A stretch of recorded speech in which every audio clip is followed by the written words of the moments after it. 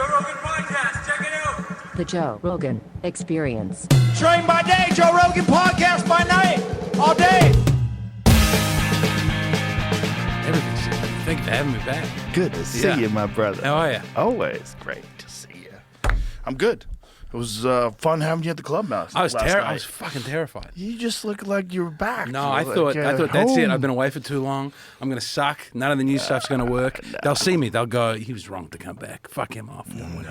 It was so nice. It was so nice. You were telling the story. I said, hold these thoughts. Yeah. What? I didn't know you didn't. I didn't know we'd never spoken about it. No, tell me the story. Well, that's why I came to America to start. I got offered a job hosting a Catholic podcast, and they fired me as I packed up everything in Adelaide. This is like 2 and a bit years ago. I had the kids and the wife, and on the way to America, I got fired. And they said, we'll still pay you rent. It's in Steubenville, Ohio, a beautiful Appalachian town just outside of Pittsburgh. And it's where we were 3 months. I was there. So what did they see that they fired you for? Oh, a lot. They made a compilation video. No, the guy who shot they were right to fire me. They were No, right. no, they weren't. No, because it was a good, clean Catholic podcast. And then the business manager was like, there was a sketch about stabbing someone in the throat with an AIDS needle. They're like, he uses the word cunt all the time. They're like, this is a sponsorship nightmare. Get him out. And so I said, okay. But they still said, we'll pay you rent for 3 months and you can figure something out. You still got a visa. And I was terrified. I was just in the With snow. kids and a wife. 3 kids, no job. I didn't have the money to go back home. Oh, my God. We couldn't afford to go back home. Oh, my God. And I didn't know that I had been passed at the mothership because I didn't know how the system worked. So on the way in to go to Steubenville, where I was like, I'll figure something out, I stopped in at Austin to see Shane. Shane said, go and do the mothership open mic. I did it. Adam Egan said, if you're ever in town, come back. We'll pay you for spots. I didn't know that meant I was passed. I didn't know I could work here. I just thought he was like, I could audition again. And then, so I had 3 confronting months in the snow. Beautiful part of the world. It was the most terrified I've ever been in my He says that as an Australian. That's from Ohio. I loved that's it. the most beautiful part of the world. I loved it. I went back and watched that Wild Whites of West Virginia. Yeah, that's where It looks exactly like that.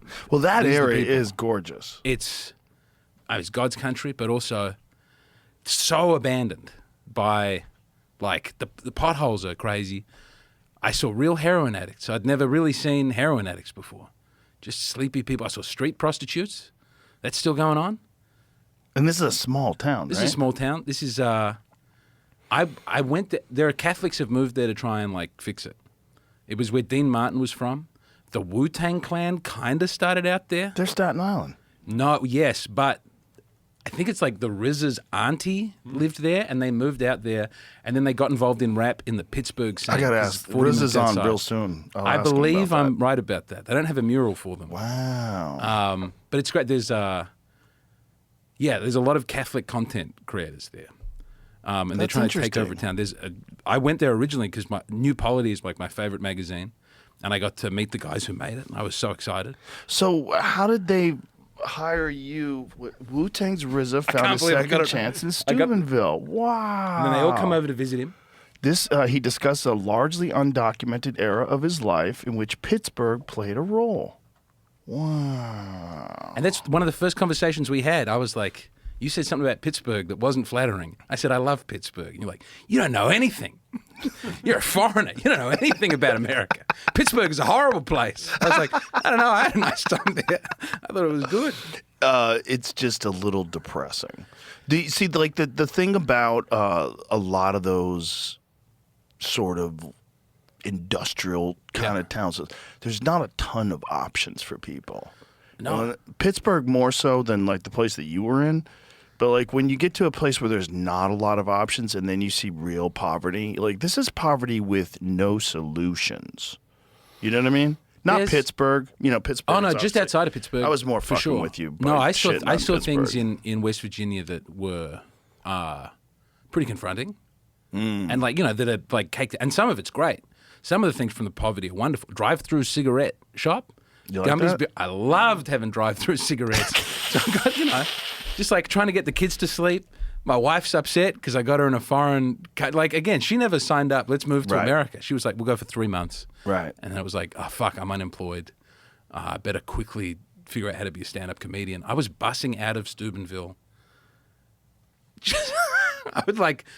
I got it. Someone gave me a lift to Pittsburgh. This is when I saw the worst stuff. I got a lift to Pittsburgh, and then I caught the Greyhound from Pittsburgh to Cleveland to open for Sam Talent, who let me open. Who unbelievable that he let me open for. He's him. the best. I'd met him in Australia. Yeah, Such a good guy. And but like that bus trip from Pittsburgh to Cleveland was the most upsetting.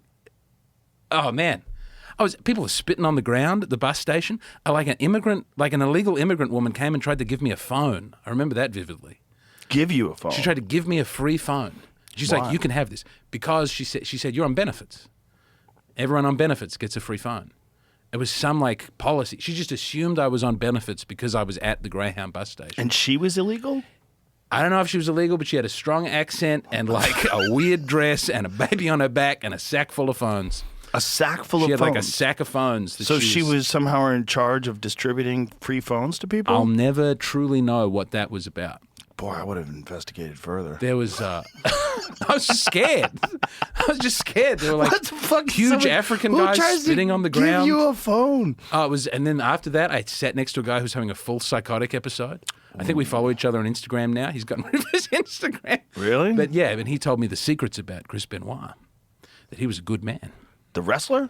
He killed his family. Yeah. But this guy tried to tell me it's like burnt. He said he only killed his family to send them to God, and you can't blame a man for that. It's like, all right, this is only a 3-hour bus trip. We're going to get through this. boy. We're going to be fine. Oh, boy. Oh, man. But I did enjoy my time in that part of the world. Well, you probably enjoy it now that it's over.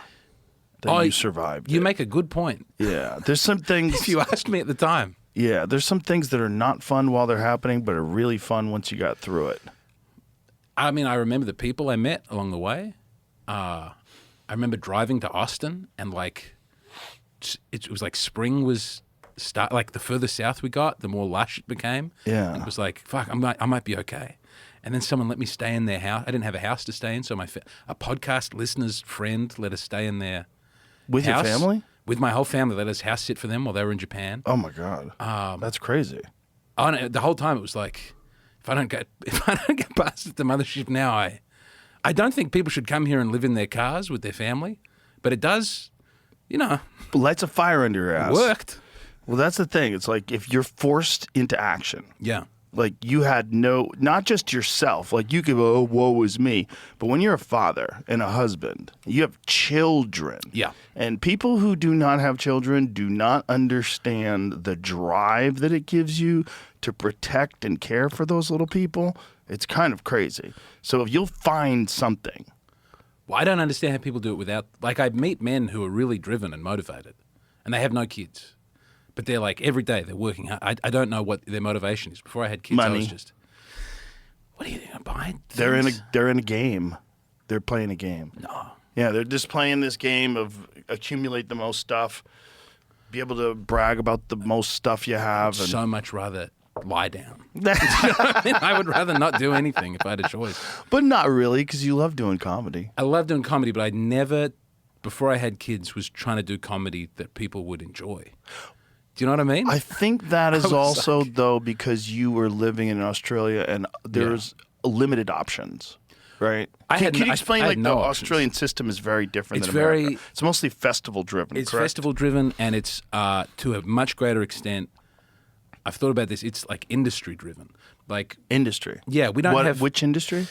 like managers and agents, which is one role in Australia, but they are deciding who's succeeding, and TV people are deciding who's succeeding. Whereas like in America, everybody is on the road, everybody has one or two openers, and there's a whole lineage of who brought who up Right. in the business. Like Dan Soder had Nick Mullen, Tim Dillon, and Shane Gillis open for him. Like those were his openers. Right. And not because they were successful or someone wanted them to thrive. He just thought they were funny people. Right. And they got to be his openers. And I don't know who you were opening for, but you have people who come up and Well, I didn't get to put them really do it. I didn't have it that way. I do it that way, but I didn't have it that way. I didn't really come up with anybody where I opened for anybody. But I had a very weird path to success. you got to go to LA and just be in the milieu. Like there's a scene there.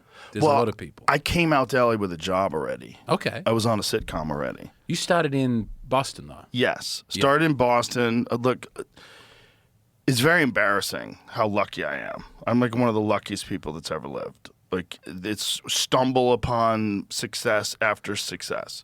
So when I was 6 years into comedy, I was already on TV. So I was 3 years into comedy. I was basically barely getting paid. I was barely a professional. Like, I was getting some spots in bars and stuff like that. I was making money, but I was driving limousines. I was doing odd jobs, doing different things. And I was also still teaching at the time. I was still teaching Taekwondo for the first maybe 6 months or so when I was 21. I think I kept teaching. And then I eventually had to quit because I realized I could not commit to doing both things. I don't want to half-ass my students. Yeah. And I don't want to so for the first 2-3 years of comedy, barely, I'm barely a comedian. I'm trying. I'm trying to do it. I'm getting some laughs. Met a manager as an open micer. And he brought me to New York. And he's still my manager today. Wow. The best. I didn't know that. Yeah. It's total luck. Total luck. No, you're also a super handsome guy. I've seen you then. I was boy pretty. You look like a fucking different person, first of all, not worse. It is crazy. But also a lot of those comics who you started with, who maybe it took longer, I won't say hideous, but they didn't look. Well, that definitely great. helped me get on television. It definitely helped me get on television. So I did the MTV Half-Hour Comedy Hour in 1993, I believe it was. And next thing you know, I had a development deal. Next thing you know, I was on a sitcom and living out here. I mean, that happened fast. But do you think LA. it doesn't happen for people? Do you think there's anyone in America who has a good work ethic and is really talented that it doesn't work out for in comedy? Or does it work out eventually? You'd have to have a health issue. Health Right. issues or a really horrible relationship. Those Yeah. things could do you in. Or you could have a drug problem. Yeah, You that'll could do you in. gamble your money away. That could do you in too. Yeah. That- There's a bunch of things that can do you in. But that's crazy. Like that, there are not a lot of undiscovered geniuses in America in the same way. Like people will want to make money off of you if you've got it. Yeah, but there's some people that are just really horrible at marketing, like Brian Holtzman, for instance. Yeah. Right? We Yeah. had to kind of force Brian Holtzman into the modern era. Yes. And he's always been a comics comic, and he's always been a guy that we would all sit in the back of the room at the store and watch. But he was always getting these terrible spots, and it wasn't until because he never went on the road. Brian and I started out together. So at the store together in 94, we were both I think he came in 93 and I came a year later. And he was working for Pan Am or something? He was a dog catcher for a while. Yeah. He was I think he might have been a meter maid. Is he here at the moment? I haven't seen him yet. Yes, he's here all the time. Okay. He I didn't lives know out if he'd here gone now. off to I don't know Thailand. if he goes back and forth, but he lives out here all the time. He's the best. I went to church with him. I don't know if I should tell this story, but we went to church together once, and it was really lovely. He took me out for breakfast afterwards because he's Catholic, and it was so funny because the priest at the end gave the announcements, and one of the things he was they're doing a parish, they're doing what do you call it, like a talent show for everybody. And he's just announcing this to the whole 300 people, and Brian goes there every week. And they go, so if anyone's got a skill, if anyone's a juggler, anyone's a comedian, come and do that for the talent show for everybody. And he gave no impression that he would be doing it. But I love, you fucking spoon-faced Japs. I think he would be terrified and upset if he had brought that. He's the sweetest man, and I don't want to give that away if people don't know. He's a lovely man. He's a great guy in real life. He always was. Always was. I've known him forever. So so he's what I would say is an undiscovered genius, because he was a guy that's just fucking killing it, but never went on the road. He only worked the store. I rarely saw him even at the Laugh Factory or the Improv. I don't know if I could ever recall seeing him at those places. But he had to consciously make the decision not to go on the road. Well, it's hard because it's not offered to you. It's how do you do it? If you just do all your sets at the store, you kind of have to have someone take you with them, right? Yeah. So what happened with me is I mostly did the road around New York and Connecticut. So when I moved to New York in, I guess, a 91-ish, yeah, so probably 91-ish. And so when I moved there, the real money, like to be able to pay bills, was in the road. It was not in New York City. New York City did not pay very well. You can get a lot of spots, but also I was really new, so maybe I couldn't have gotten a lot of spots. But I could get a lot of spots doing gigs for like John Schuler. He had a whole Connecticut run that you could do. They were great gigs. They pay like $300 a night. Or you could do Gonzo at a bunch in New Jersey, and those paid really well. Did this collapse at some point? No, there's still probably some sort of a network of road shows. Louis has a story on someone's podcast about like crashing his motorcycle and then like a bubble bursting. I don't know if he was speaking. A bubble bursting? It was like comedy. All of a sudden, clubs started to close. Well, there's been ups and downs with that. There was. I came in to comedy in '88, and apparently in '84 in Boston, it was even better. Yeah. Like there was like a peak in. I'm like, really? Like, because when I came in, it was amazing. There was clubs everywhere. Like, nah, you missed it. So there's always been this like up and down of clubs closing, but like New York is on the rise right now. There's a bunch of clubs that have opened up in New York. New York's comedy right now is fucking doing great. I hope they can figure it out. What do you mean? I was in last time I was in LA. The spirit was so. I was never in LA for it being great, but I've heard all the stories about. Yeah, you know, everyone's sports car at the back of the thing, and there's this gig and that gig, and then everybody like has no sense that it's ever going to work for them. Like no one's even bothered to. There's like 3 podcasts in LA now that people are doing. I don't want to talk it down, but like here, everybody is so hopeful in Austin, and I can look at like Peyton made it. Like last night, I'm looking at that green room. I'm like, all of these people have money and are touring, and they came here and they got to do it. Like, and the hope and the adventure. And when I was in LA, everyone was just. You might have picked a bad night, but it's also like the Comedy Store has always been. That seems like it's getting better. Yeah, it is getting better. Well, it's definitely getting better because Rose is running it now. Yeah. She's awesome. But I think the Comedy Store has always been a top-down vibe. And if there was a bunch of like big-name national acts that were really cool and fun to hang out with, then it was a great vibe. Yeah. And when they're gone, it always felt empty. It always felt weird. This is how it was with me in the 90s when I was there. And I think that's how it is now. We're all out here now. Yeah. You know, and it's like, and then people kind of feel abandoned, so they feel sad. You know, and then they get a little mad at you, like, oh, you think fucking me doing it in Austin. And so it develops a stupid rift, which is the dumbest thing ever. We're all on the same team. And also, you could work here too. Like, it's so dumb. Yeah. Like, but the rift is a real thing. But it's like you have to be around a bunch of people that are having a good time to have a good time. You can't be the only person having a good time. And the rift can be good. The rift can motivate people to. Have you seen Lemaire's to get their shit Twitter? Together? No, what's he doing? He's just going hard on New York people and saying fuck all of them, and Austin's number one. He's doing the same thing they were doing to him. That's so but silly. I think New York is fucking great. I think he gets very New York drunk comedy and he is starts swinging great. at people. There's so many great comics. Norman and Soder and fucking Andrew Schultz and Dave Attell's the best alive. I don't know anyone There's who great has comedians in New there. York. I don't see how you could have kids. Gaffigan raised all his kids there, and he's in like the city? and he's super clean Catholic guy. Yeah. I don't know how he's got I've some never money. got to meet him. Well, first of all, he's got some money. Money has got to help. Send him to a nice place to go to school where they're not going to get eaten.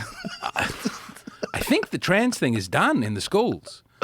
Yeah, it's dropped off significantly. I had really, because we were homeschooling, and I was just aware, because my dad's a teacher, and he would say, I don't want to get him in trouble, but he would report that the numbers were developing, and I think as a social phenomenon, it seems to have like, now everyone just says they have an anxiety disorder. Well, you know when it dropped off, like noticeably? When? When Elon bought Twitter. We just stopped pumping the content to say it's a good. All of a sudden, you could say whatever you wanted.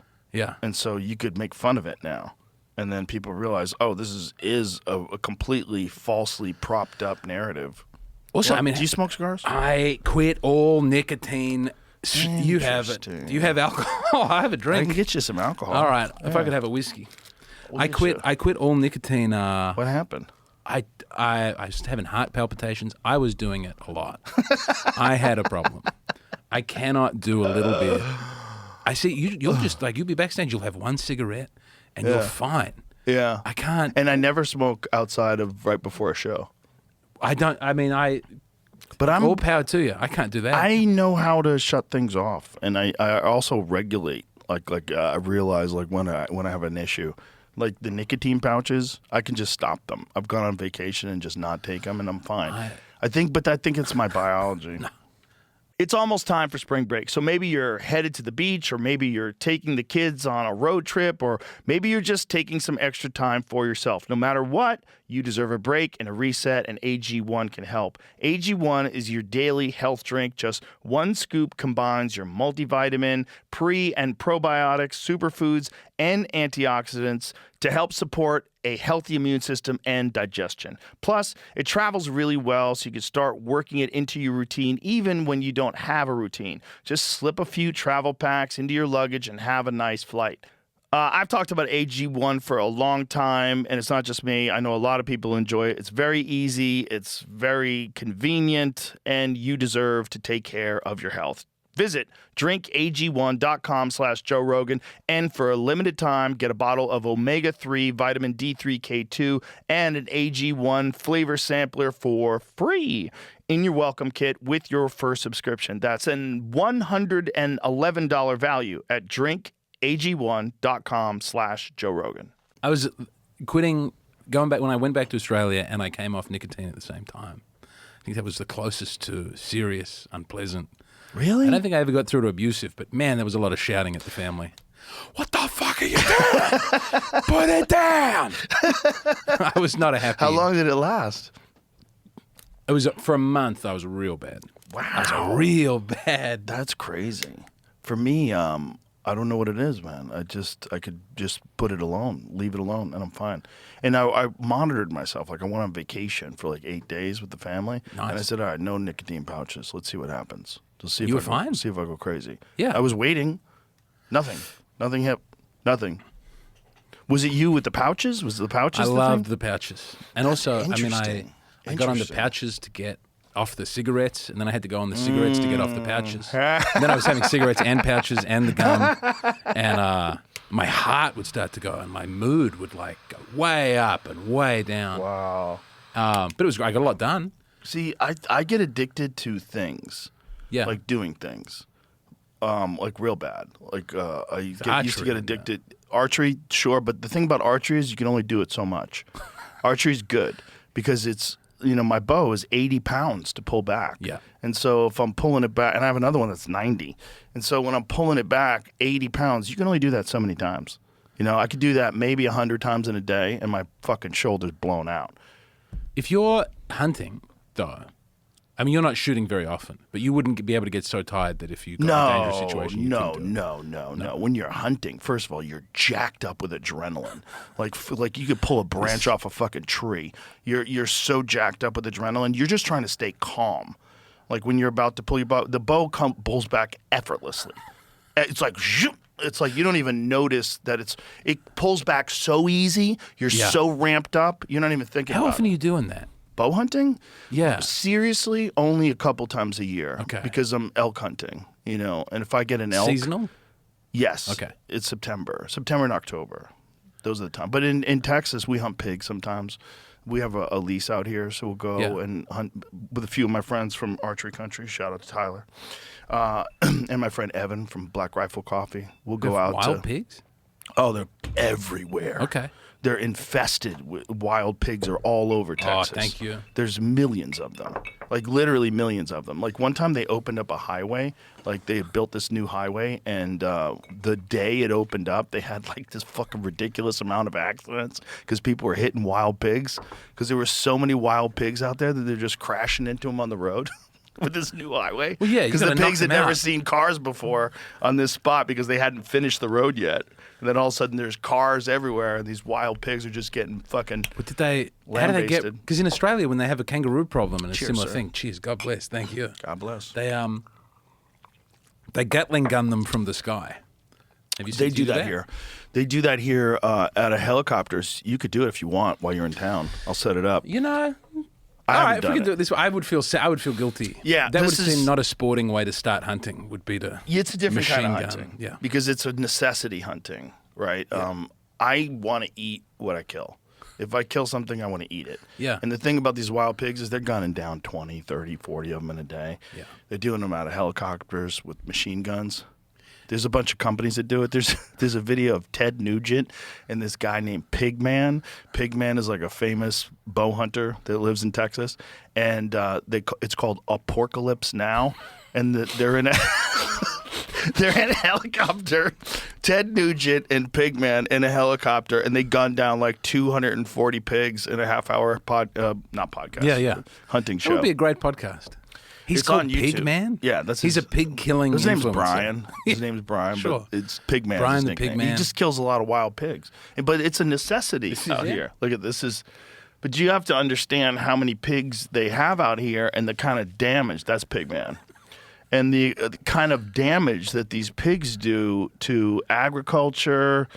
You know, they go through fences and they fuck up livestock, gets out, and there's a lot of shit with these things. Yeah. Oh, it's crazy. Is this the argument for bringing wolves back in? No, do not bring wolves. No, I'm against it, but I don't understand what is the most pro. Is there one sensible argument for bringing back in apex predators to? Well, there's arguments for it. You could make an argument for it. The problem is you do not understand. No one understands what the ultimate result is going to be of introducing predators. There is a very strong reason why they eradicated wolves from the West Coast. Yeah. And from the United States. Because they fucking kill everything. They're super smart apex predators. They work in packs unlike any other animal. They're very different. And they kill everything. And you can't do shit about them. And they kill people. Also, in the UK, they got rid of them hundreds of years ago. Yeah. This was like they celebrated it, and also They got rid of them things in seemed to be America, fine. too. Yeah, I mean, and now these fucking greenies, these softies that really don't understand nature want to bring them back. So there's a good argument in some ways that having some predators would help. But the predators were slowly moving their way back into these areas anyway. Yeah. So they never eradicated them from Canada. So they would come down from Canada and make their way into Minnesota, make their way into Iowa, make their way into, Idaho, Wyoming, Montana. They had like a small amount of wolves were kind of making their way in. Then they reintroduced a bunch of them into Montana in the 1990s, into Yellowstone. That changed everything. It dropped the elk population down to like 40% of what it used to be, which many people argue is actually a good thing because there was no predators in terms of like there's mountain lions, but mountain lions don't kill that many elk. They'll kill one in like a week. like families go to Yellowstone. Mm-hmm.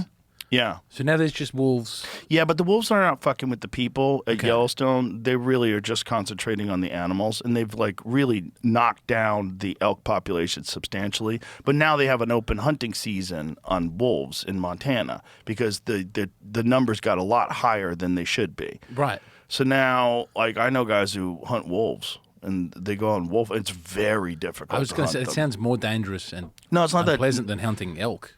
Well, No? It is dangerous in that it is a predator, and if you do get surrounded by them, they decide to eat you, and you're out of bullets, you could be fucked. But for the most part, they're very difficult to hunt. They're very difficult to find. Yeah. They're also very difficult to get in range. They're fucking clever. They're clever, and once they realize they're being hunted, and once they realize that people are a problem, they fucking steer way clear of Like, you. what's the ideological reason for wanting them back? Just that it's good to be in a country nature. I with love nature. nature. Yeah, but focus on the bees, you know? Well, What about flowers? There's people that don't like hunting, and for people that don't like hunting, they want nature to balance itself out. So the people that don't like the idea of humans killing and eating animals, Yeah. they don't like them going out into the wild and killing wild animals, so they want something else to kill those wild animals. So then they bring in mountain lions, or then they bring in wolves, and then they think that nature's going to sort itself out. It's I don't a dumb understand not wanting us ideology. to do it. Why is it okay for them to...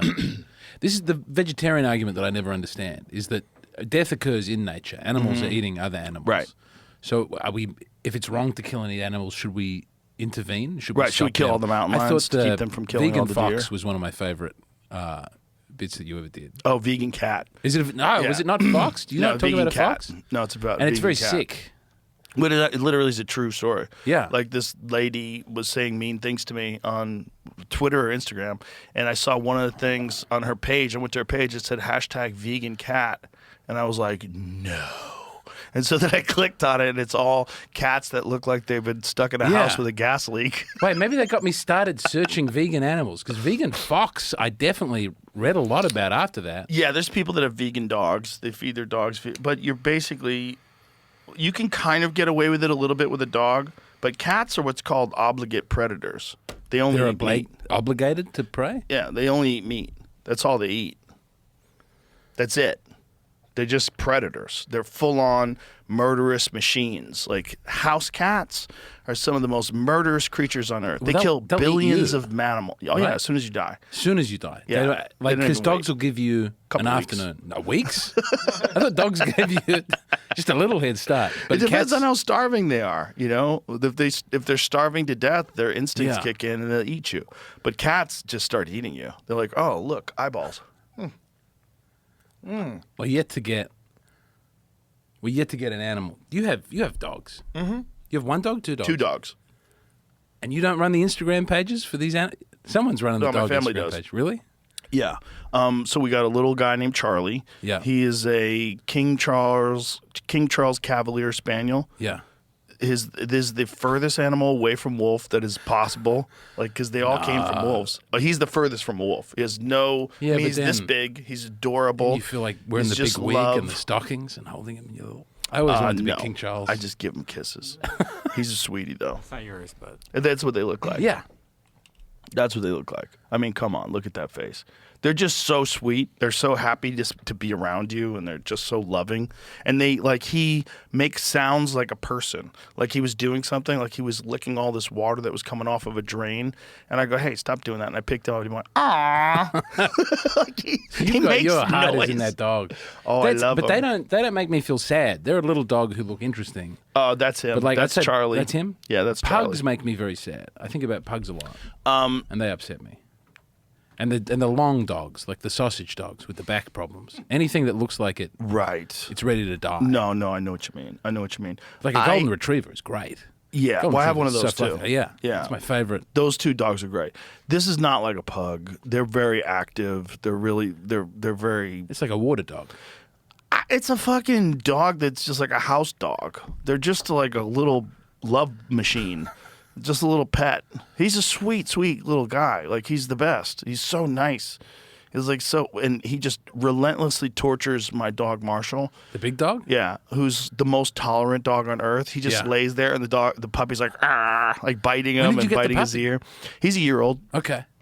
So we've had him for whatever, 8 months, I guess. Like how many months they give him to you? 3 months old, something Yeah. like that. How old are puppies when you get yeah, them? they should be I think 8 weeks old. I think Yeah. minimum. So we probably When do had they him for get 10 months. He's fucking adorable. You cannot travel with a dog to Australia. No, you have to get him all kinds of Johnny Depp shots. tried. He got in big trouble for that, right? I think that was the beginning of the end of that marriage. I think it from the moment No. he said, They were happy. "Let's get married." They were happy until that dog problem. But the guy there was a politician who stopped Johnny Depp, who he came out and said, "We're going to destroy his dogs," and then everyone made fun of him in America. But that guy is now he's like big in the emergent populist right in Australia over the last 6 months. and With- he wanted to kill Johnny Depp's dogs. yeah, it's a great speech. He was like, "I don't care if you are People Magazine's sexiest man of the year. Get your dogs out." Why? What's was- the big deal? We have no rabies. We're very precious about the border. That's all we've got. His name's Barnaby Joyce. He is sick. Demanded dogs leave the country within 48 to 50 hours or be put down, citing strict quarantine laws designed to protect diseases like rabies. But here's the thing. Just test them. How You would much does it think- cost to test a dog Can for I- rabies? It's probably pretty quick. Barnaby Joyce drunk. So this was not long after that.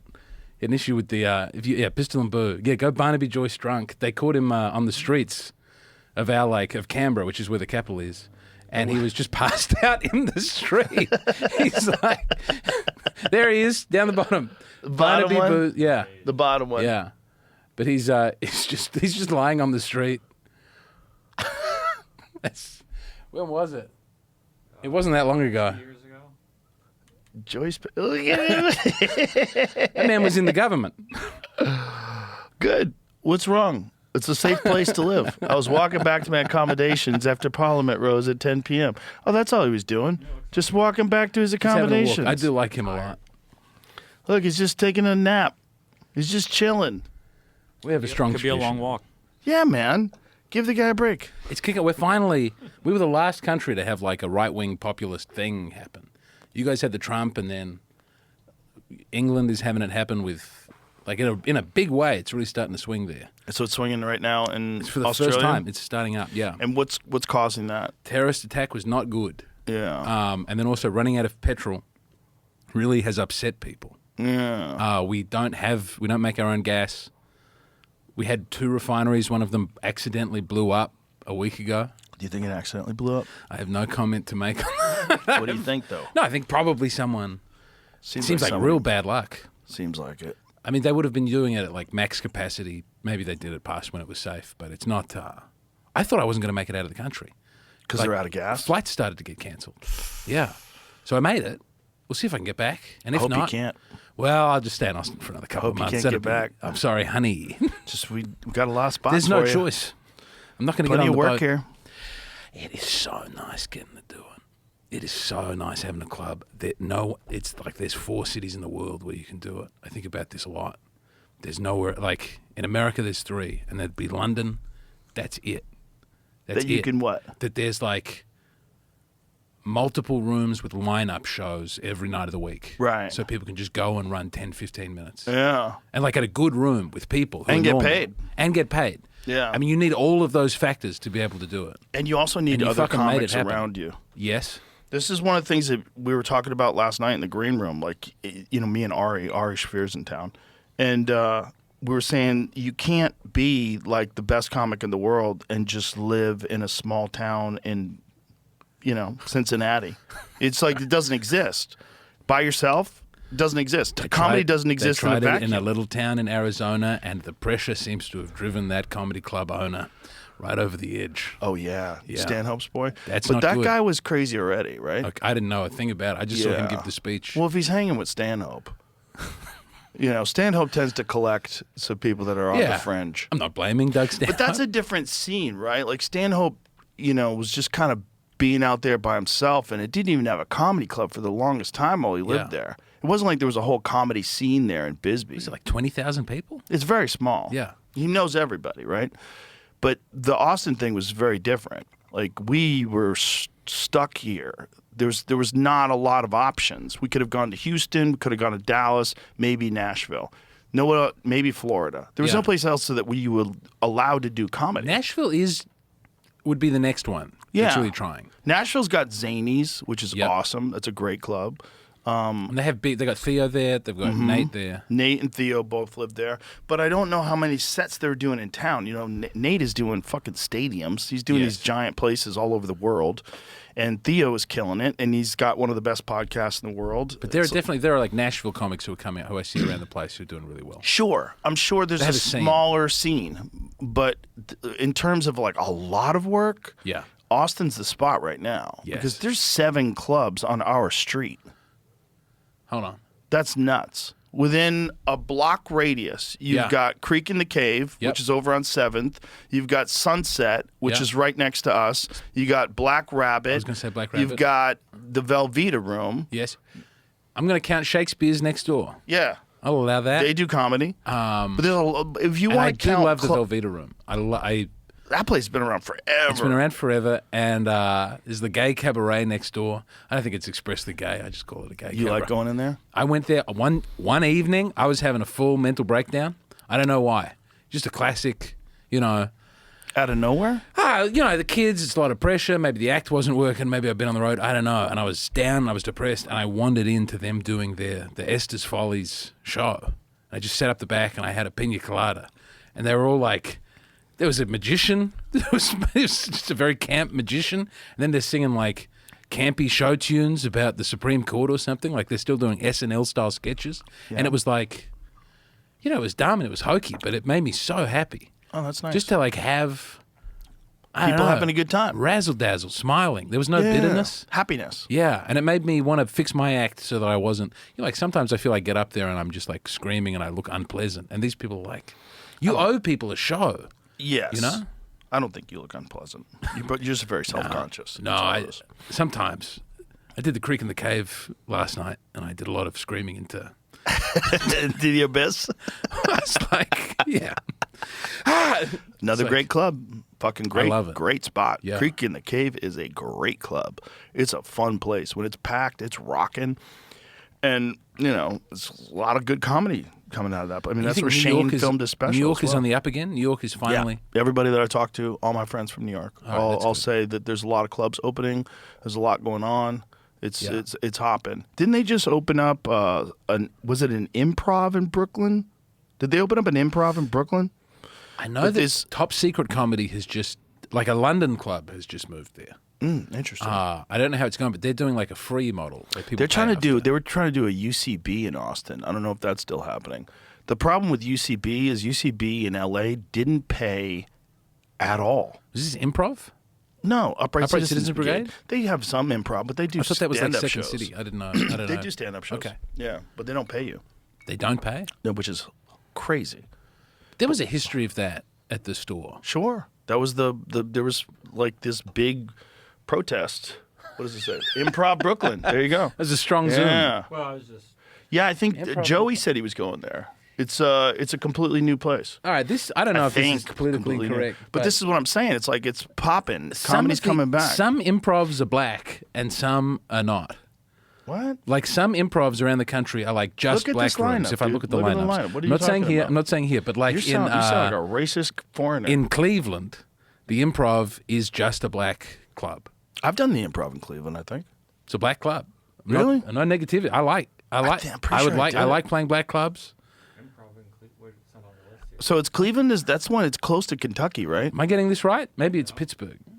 No, Pittsburgh's not. I've been in that place. No, I've done that one as well. I'm Improv coming in up- Pittsburgh's that's great, coming too. up there as well. Hilarities or something? I'm telling. Well, Hilarities was the non-racially. Go back to that website real quick.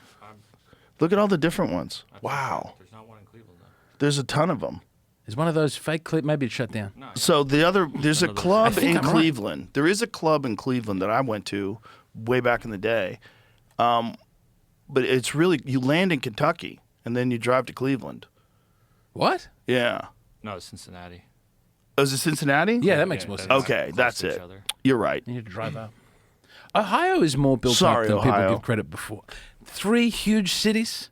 They got that chili that everybody Columbus loves. is great. Columbus is great. great. Cincinnati has the most beautiful skyline. You ever do the Funny Bone, Columbus? Yes. Fucking great club. With the balcony. Oh. It was very nice. Does it have a balcony? I'm pretty yes. Yeah. Columbus Funny Bone am has I a getting this balcony? right? They've Is it- definitely changed it since you've been there last. Is it a new one? No, no. Oh, they it's in just the same added a spot. balcony? They just renovated the whole room.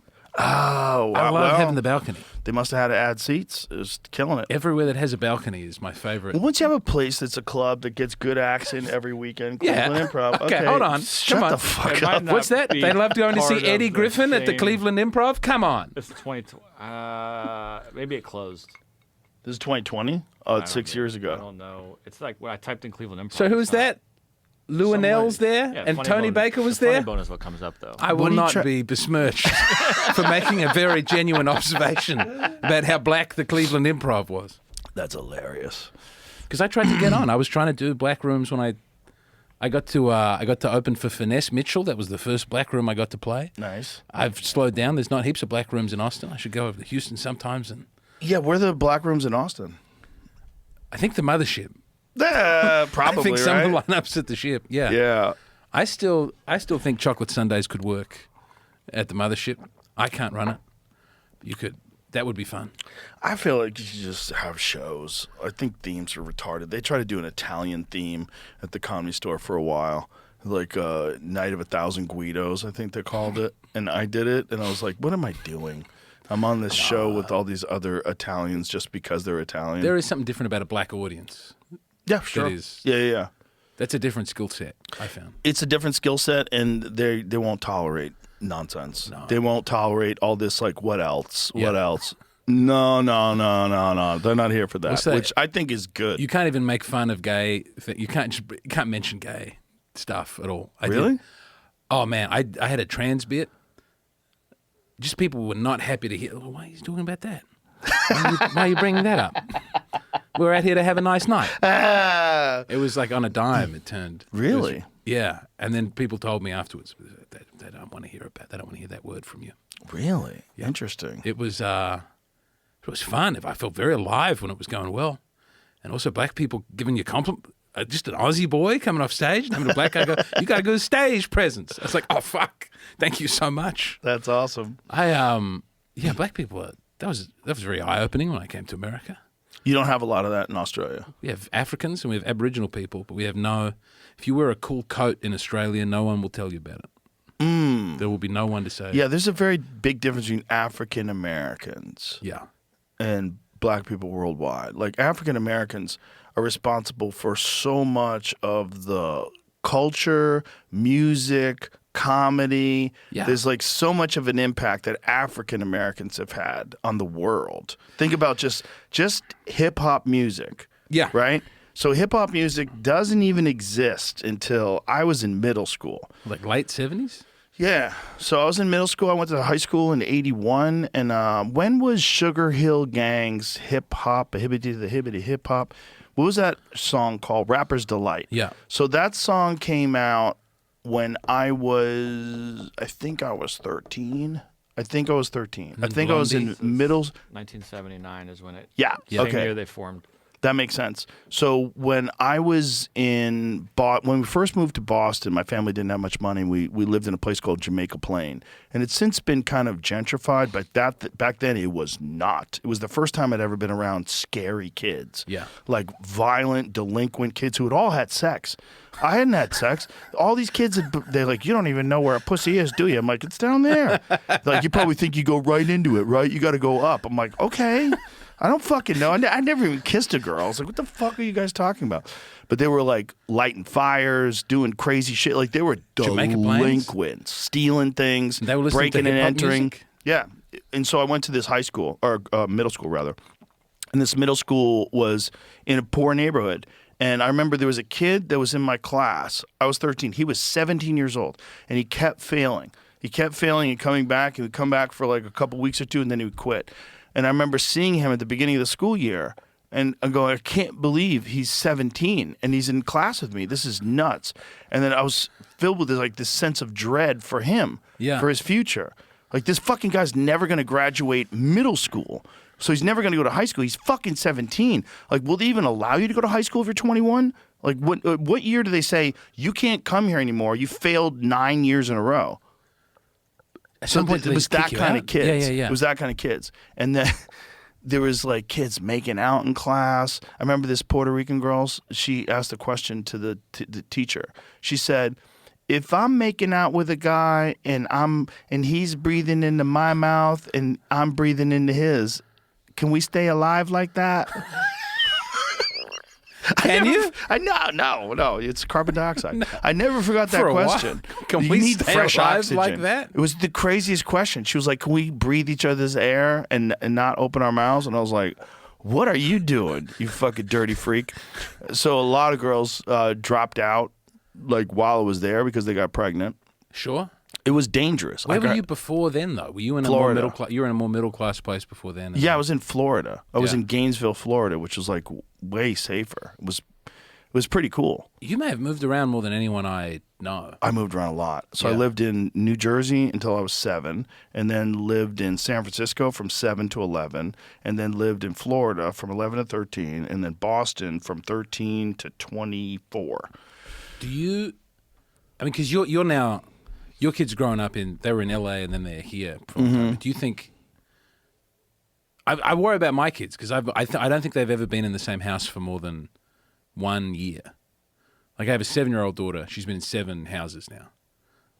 Because we've had to move a lot, and I wonder what impact that is making. Well, as long as they're young, I honestly think it has a positive effect. Okay. This is my take on what it did for me.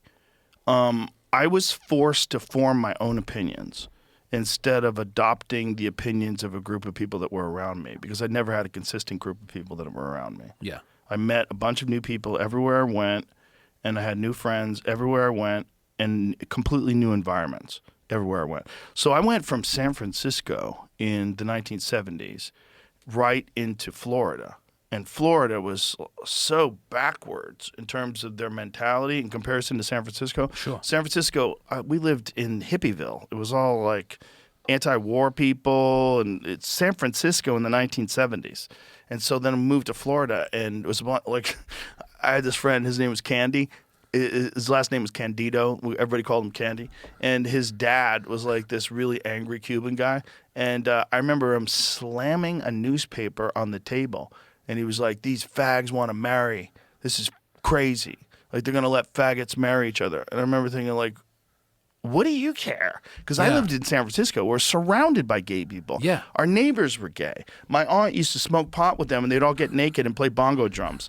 Because like she felt comfortable being naked around these guys who had no interest in her. They should rein it in now. I would say, having now seen San Francisco. A little bit. But it's not the gays that caused San Francisco to go down the way it is. It's this crazy progressive politics where they allow people to camp on the streets. I went to a diner and I saw a man. He was wearing assless chaps and sitting on that. That upset me. Apparently, if you're gay, it would be a good spot. the public nudity is you have to cover the urethra.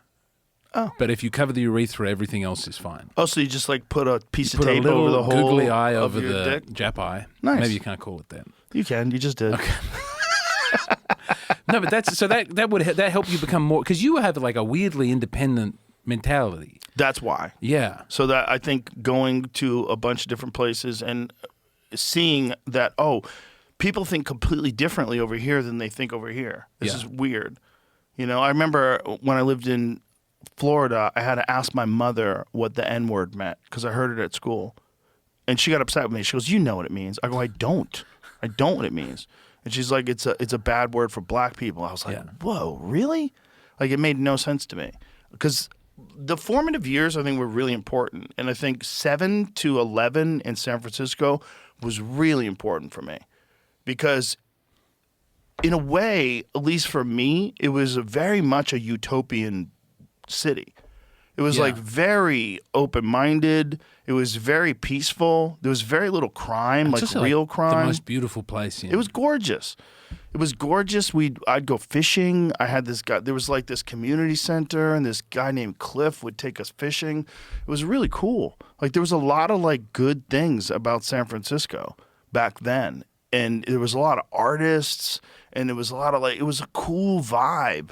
You know, it was a very open-minded vibe that was a lot of it was centered around the anti-war movement and peace. You know, there was a lot. It was a different kind of, and there was sort of just getting over the psychedelic wave of the 1960s, right? Okay. So this is like they're still in that mode. But it was still like an artist-driven. Yeah, a lot of open pot smoking. It was a lot of like just hippies.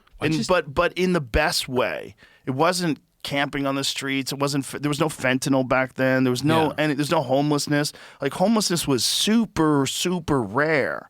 Yeah. Like in the 1970s, like when I was a kid, I never saw people camped out in the street. You never saw any of that. You occasionally saw a bum, and it was usually some poor fuck who's. It was like a drunk guy, right? Lost his way. But also, if you look Crazy at Dirty person. Harry or On the Waterfront, whenever there is like a depiction of, like whenever they're doing vagrants in the 50s and 60s, it's like a drunk guy stumbling around. Like in Rambo, he just wants a sandwich and they chase him out of town. Right. And then, Exactly. it is trouble. But now there's like, They're everywhere. it's like kung fu skeletons moving around the place, like full of drug. Like, what is the end point of that? No one's running on that.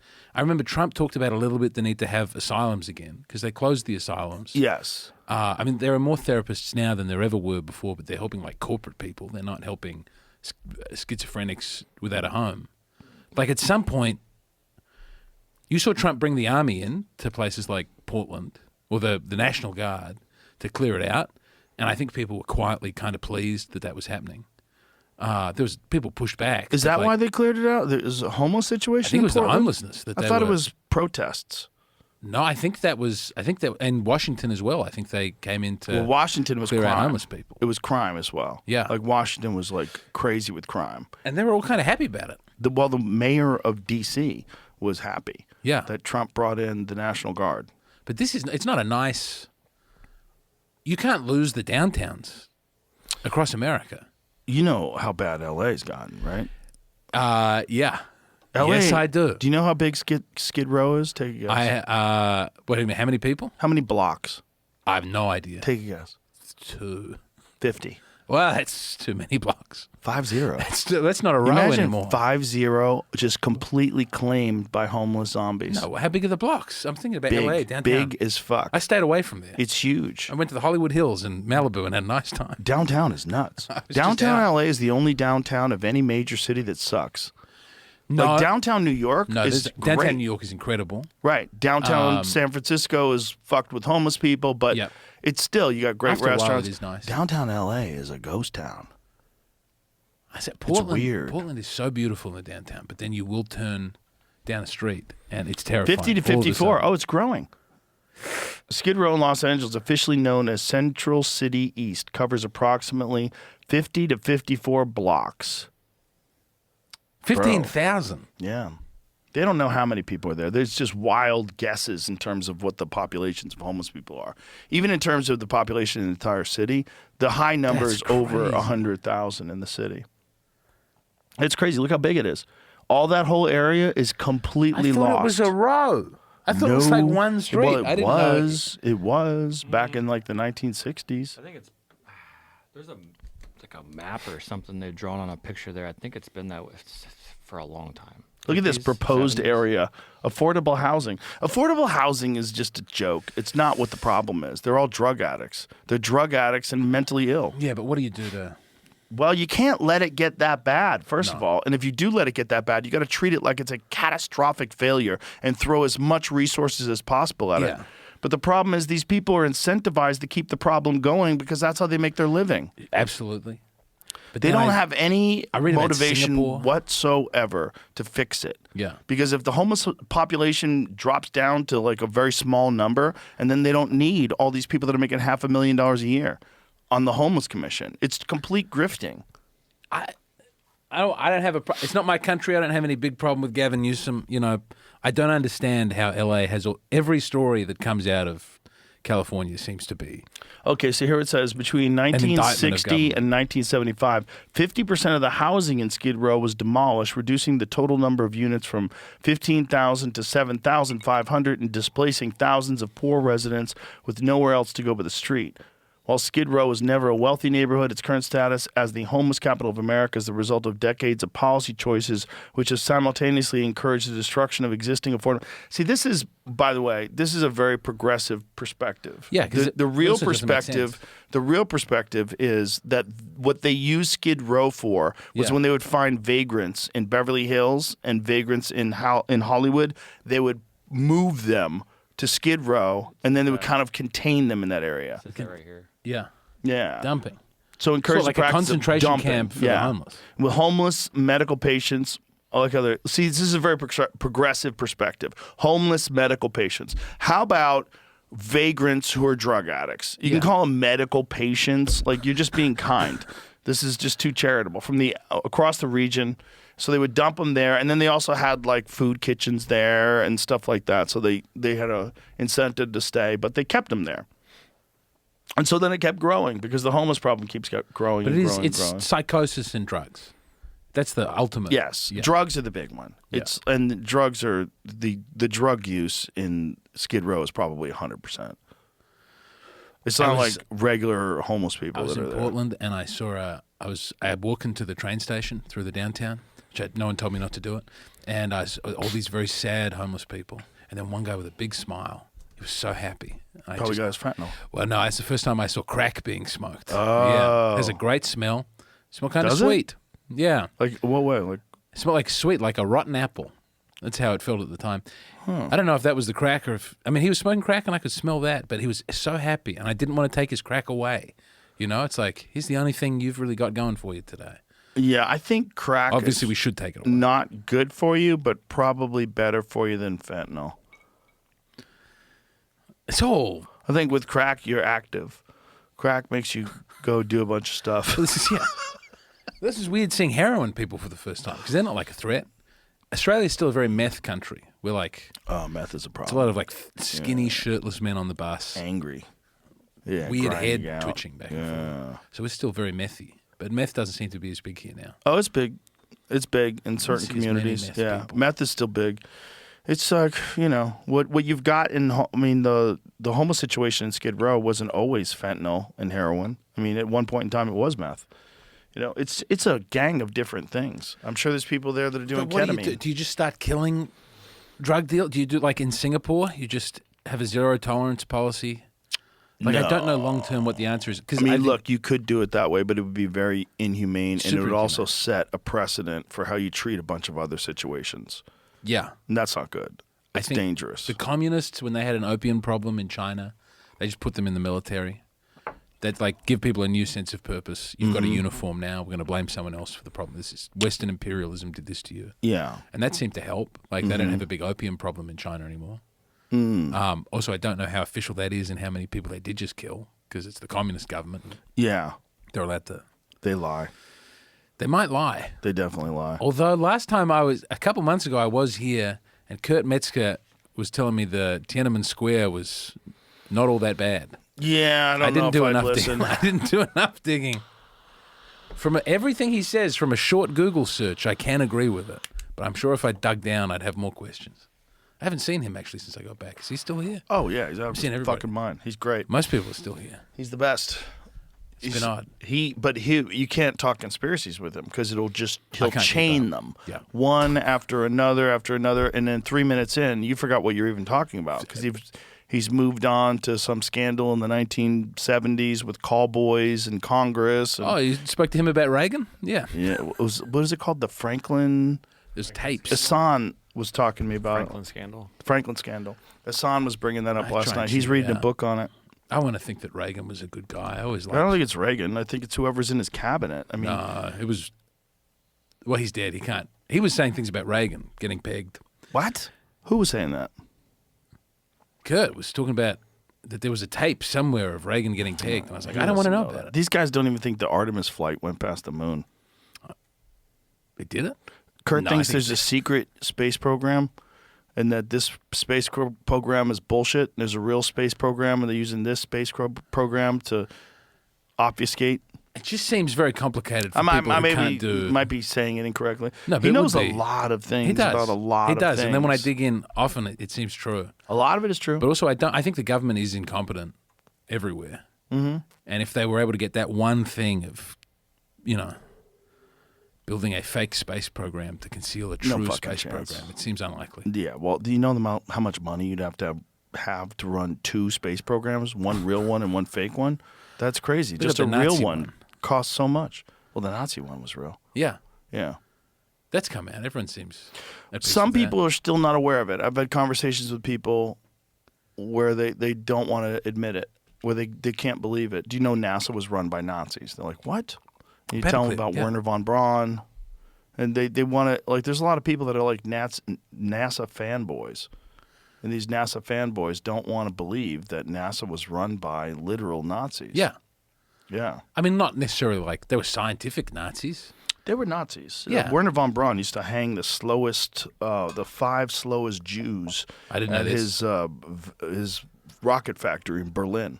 The Simon Wiesenthal Center said that if he was alive today, they would grab that. prosecute him for crimes against humanity. I mean, do you think that story got out when he was at NASA and everyone worked a They little hit harder? it well. There was no Freedom of Information Act Yeah. releases. There was no internet. When Operation Paperclip was first initiated, they got, I don't know what the number is of Nazi scientists, but it was more than 1,000. Yeah. How many Nazi scientists, put this into our wonderful ad sponsor, Perplexity. Our AI sponsor that gives me all my information. How many Nazi scientists were brought over by the United States for Operation Paperclip?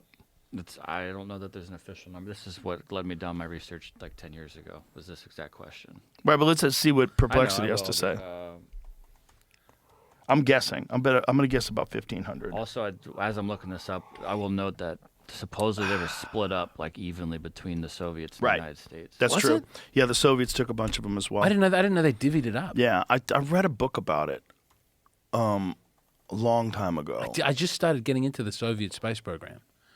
I It's think. great. Oh, yeah. Like is it the Venus missions? Am I getting that right? Where they? Oh, yeah, they got a thing on Venus and took pictures Yeah. and sent them back. Yeah. But then it was so hot that everything would like 1,600. 1600s. Typically state that about 1,600 German scientists, engineers, and technicians were brought to the United States under Operation Paperclip. So I was pretty close. To reel back though, I was trying to dig through this article as you guys are talking. About Nixon getting pegged or no. Reagan? Yeah. Political The article. plot to out Reagan? Yeah. Group of Republicans tried to stymie what they alleged was a nefarious homosexual network within the campaign of their own party's standard bearer. This is what I mean. Yeah, he says something that sounds I'm crazy, and trying then to you do a find it search. to You see go, what oh. the answer is, but during it, it says like while he was trying to pick a vice president, there's somewhere in here. We had to fuck him? It says Well, that you could there's be a my tape. vice president, It but- said someone had a tape of an orgy. Yes. No. Yeah. Well, didn't I don't wanna believe Reagan frequented Bohemian Grove? Isn't that correct? I believe he did. I don't know. Everybody. Yeah, a lot of people did. Right, but People still Reagan do. did. But you remember what Nixon said about Bohemian Grove? The faggiest place I've That See, here's what- goddamn faggiest thing I've ever seen. You've heard Alex Jones talking about it? Yes. Well, Alex Jones went. Yeah. Alex Jones told me I about it grabbed me right on the after ass. he went. This guy says he by the way, engaged in a homosexual act with Reagan. Okay, it was not until a boozy lunch with a man claiming to have been a longtime Reagan associate. However, the Best found what he believed to be the smoking gun, proving that Reagan was controlled by homosexuals. Bill, you don't understand the problem, the man told Best. I once engaged in a homosexual act with Reagan. It was a different time. Yeah, so I don't. These are up until now in this article. These are rumors. Right. I don't know that this video ever came out, but there's it's Interesting. a very long article about it. On Interesting. Politica. Yeah. Interesting. I was trying to find an answer, and I didn't really get to this. This is a different time period in life too that I wasn't even alive for. Right. Wow. I don't believe it. I do. I love Reagan. I do too. I love him too. But I think there's a lot of those guys that are like staunchly conservative and very buttoned down that are that way for a reason. And one of the reasons is they're trying to hide the fact that they're gay. I never understand this though, because there are lots where I'm from. Gays? In South, like conservative Gays. party, definitely but gay actually guys, gay. but thin, but like like everybody knows. Everybody's aware, but they don't want it coming out, and they never acknowledge it. But like, it just seems so strange. You would want to not have a secret if you're a politician, because otherwise people can just get you to do what they want. Yeah, but they have if secrets everybody and then they knows- want to be politicians and then they just deal with all the people that know their secrets and then they make deals. But like there are. That's how you stay in business. I would even say there are people in the United States Congress and Senate who are conservative. So we all go, yeah, that guy's gay. 100%. Everybody knows. So Yeah. So I asked for the accuracy of this article, and Perplexity gave me a summary, I guess, that makes more sense than trying to make sense of a 20-page article in 2 minutes. Okay. This comes from Factual a book. grounding This and is weird. sources. One key factual scroll up a little bit. On the key factual backbone, the article lines up with other publicly documented material. Kirchik refers repeatedly to memos and notes from the Washington Post editor Ben Bradley's papers, including summaries by reporters Scott Armstrong and Ted Gupp. These papers are held in institutional archives and have been referenced in other discussions of Secret City. The 1967 homosexual ring allegations connected to Reagan's Sacramento staff and Jack Kemp's is independently attested in contemporary press accounts, including reporting that Reagan's security chief investigated alleged homosexual activity and that columnist Drew Pearson raised these charges at the time. So here's the thing about gays. It's a gay ring. There's always a certain amount of gay people in a population. And Yeah. then it's whether or not the culture accepts them. Yes. There's always a certain percentage. There's people who are attracted to. Yeah, no matter what you do, there's a certain percentage. And so Yeah. if you've got enough people in Congress and enough people in the Senate, enough people just in government in general, Yeah. you're going to have an equivalent percentage of people that are gay. And if you are a person who wants to get to the top of the charts, like here's the thing that you don't think of. You think Hollywood is very open, right? Very non-homophobic. In fact, celebrates diversity and celebrates LGBTQ people, right? Yeah, I mean, openly. But not. So here's the thing. One thing you can't be is an openly gay person and being a male lead in films. I mean, that would make sense as to why people keep that quiet. I'm trying to think of one. You can't, Gay but male you're an lead. actor. No, you're right. That You're an still hasn't actor. changed. You Yeah. can pretend to be a werewolf, Yeah. but you can't pretend to be straight. You can't pretend to be straight. Yeah, they won't allow you. So if you're Well, you can't gay, pretend you to- have to pretend. Yeah. You have to pretend you're not gay because Yes. you can't act in a movie where we know you're gay and you pretend to be straight. We won't buy it. But whenever there is a movie where there is a gay person, they get it obviously straight. Like in Milk, they don't get a gay guy to play that role. They get a straight guy to be gay. One for the role. example. Yeah, there's but only that's one. when that He was never a Ah, TV. just He was I never know. a movie leading man. It's just one example, though. I know, but he's a TV guy. But then people make It's different. allegations Also, about. it's like he's got it's a cartoon character. Yeah. Like that. How I Met Your Mother. That's a cartoon character. Like straight guy. Like you don't believe it at all. Like first of all, he's not attractive. Like in that way, he's not masculine. And the fact that he gets all these hot girls to have sex with him, none of it makes any sense. Did you see Gone Girl? It's just writing. Yeah, I did. Where he's playing the. Oh, that was great. He was excellent. Yeah, he was great. I watched that movie, That movie like 8 was times. fucking awesome. That helped me work through a lot of trauma with women. Woo! Bro, that movie was crazy. But the point is, like, you can't be an openly gay guy and be a movie star. Yes. Because you I'm won't be trying able to think of a kiss counter. I'm women trying on to think of one. stage. Trying to think of one. On screen, rather. And there's not one. I know a bunch of closeted ones. Yes, but yeah. there's no openly gay action movie star. Well, there were. There's no, none, actually, dude. there would be none. There's none. There's stars who There's have like 5 or played 6 that I would say. played gay A people. lot of guys play gay people. You know, like what's his face? James Bond, English guy. Daniel Pierce Craig. Brosnan, Daniel Craig. Daniel In Craig. Knives Out. He plays a Yeah, gay guy. that's right. Yeah, I was thinking of Milk. Yeah, he plays a gay guy in Knives Out, but he's not like making out with anybody. He just like lives with a guy. I never watched Knives Out because I was so angry at the second Star Wars movie. I loved it. It's the same director. Like I was just, and I loved Looper. I thought Looper was. You gotta let a fantastic. guy have a dud or two every now I and then. fucking hated that movie. I was one of those guys. It was like, Which one was that? What was it called? oh man, it was not Force Awakens. It was the one that came after that. It was What year is this? 2017.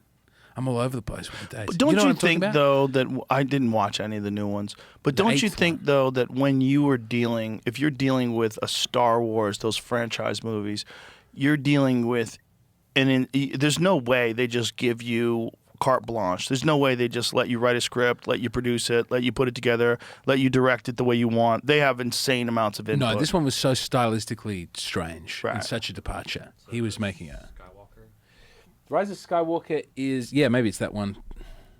Yeah, is that it? Is that the second one? Does No, anybody really give a shit about these new Star Wars movies? Not anymore.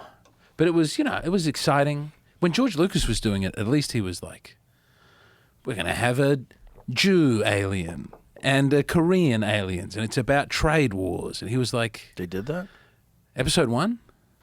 Oh, man, Episode 1 is a nightmare if you go back and watch Episode 1. Which one's episode 1? Episode 1 is like little Anakin and the pod racing. Jar Jar Binks, Jar Jar Binks is like a Oh, hugely interesting. troubled... like 1999 when it He's came just out. speaking in a right. patois the whole time. But, I mean, it all has to end. I think it's finally winding down. Like, the Marvel Cinematic Universe seems to be coming to a They're close. about Maybe to I'm wrap it wrong. the No. fuck back up. No, Remember no, that? Marvel's It's gotta not. come But to an end. Star Wars, they woke Star it Wars is up. done. Yeah. They fucked it up. Yeah. They made it all like this stupid woke message. But that was the woke one. That was the one where it was like I didn't there watch were it. ladies who couldn't do anything wrong, and all the men were. And the ladies generals and the men are all terrified of them. Yeah. So save it. This is nonsense. It was a moment in time. These woke messages just destroy the actual film. Like we Yeah. were talking about this the other day, that a feminist show that no one thinks of as a feminist show is Game of Thrones. Because she turns into a No, it's a completely feminist show. The Yeah. women are all badasses. yes. Every woman, Arya Stark, badass. Daenerys Targaryen, badass. Yeah. Cersei Lannister, badass. Yeah. Brienne of Tarth, badass. Yeah. Kills. Yes. I mean, almost kills the Hound. Yeah. They're all women.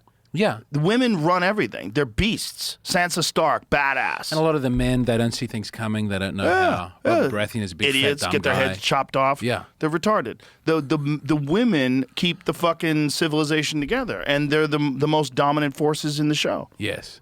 Yeah. Sometimes they're lying, like that nasty prostitute who hurt that midget man. Yeah, but she was unfortunate in her choices. You think the Marvel thing is going to? I think this at some point. They're going to ramp it back up. They have a new one. They brought back the Russo brothers and They're bringing in Robert Downey Doom. Jr. and Doctor Doom's coming. it's been a lot of Isn't fucking Robert Downey Jr. playing Doom as well? How does he do that? Wait till you see the movie, man. No. How is he fucking Iron Man and Doom? Well, they both have iron. No, You get don't like a new it? guy. I know Robert Downey Jr. is great. You don't Yeah. have to kill Iron Man. Bring Iron Man back. Don't you have He a might not have enough multiverse? money. Can't you pull him back and put him into this current timeline? I don't. I'm looking forward to it. I just don't like when you have a whole universe and you have one guy playing two characters in the universe. As much as I love Robert This Downey really Jr., gets to you? This is bothers upset the you? shit out of me as a comic book fan. They've already had that though. Chris Evans is in Fantastic Four and he's Captain America. What was he in Fantastic Four? The first Fantastic Four. No, they've been like When year 4 was or that? 5 Fantastic Fours. 4, 3. Really? Like There have been that. so many Fantastic Jessica Fours. You're Alba's right. I fucking never in even it. remembered that. They can never get that one working. Who does he play in That's Fantastic sort of the Four? joke in the Spider-Man He's movie, the the Human multiverse Torch. one, because like they bring them all back in the same fucking movie, and it's all confusing. Yeah. And they bring all the bad guys back. Jamie Foxx is in the new Spider-Man, and like that was an old movie. Do you think they'll be post woke at this point? I got to watch movies for the first time on the plane over. They'd I have watched to like lose 5 in a row. all their fucking money. It's starting and then to happen. Start to come back. Did you see Begonia? No. That was good. That was Starvey was in that, and Emma was the guy who made The Lobster. But there were problems with it. But it was like pointedly like a post in the same vein of like White Lotus. Okay. I think Hollywood is trying to make self-consciously You'd like post woke Begonia. movies. I got so. really annoyed by it, and I thought some of it was cheap. But like, I liked it's what they fun. were going for. Yeah, it's fun. And I thought the ending was. Fun. Spoiler alert. I don't say won't anything. spoil nothing. I won't spoil nothing. But I would never have seen it if I wasn't on a flight watching 57 movies. American Fiction was like a post-woke movie. There are like, at the moment on Delta flights, there are What like, is American Fiction? American Fiction is a book about it's a black author who doesn't want to be considered a black author. He just wants to be an author. He's sick of, and then he keeps seeing all these like terrible black books full of stereotypes that white liberals adore. So he writes a fake book called My Pathology. And I think he later changes it to fuck. He's just trying to like fuck with people. Go, I'll just write the blackest, dumbest book, Right. So that and then white liberals do love it. And it was good. It was like, but it's like pointedly like mainstream and indie.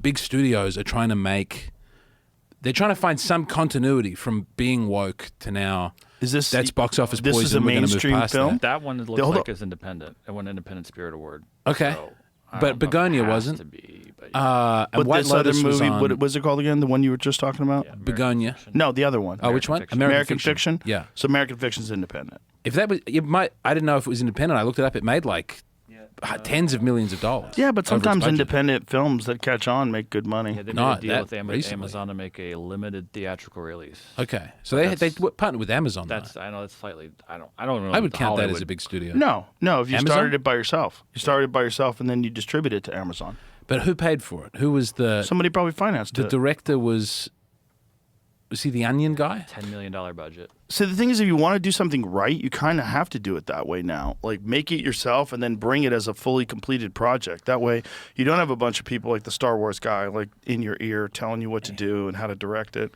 I recorded a comedy special years ago for Australia, Yeah? and I thought I would just do it on my own, and then I would sell it to the network. How'd that go? They said, we like it. This is one of the most embarrassing phone calls I ever had. They said that we like it. It's very white. It's very male. Like, yeah, it's me. It's just me.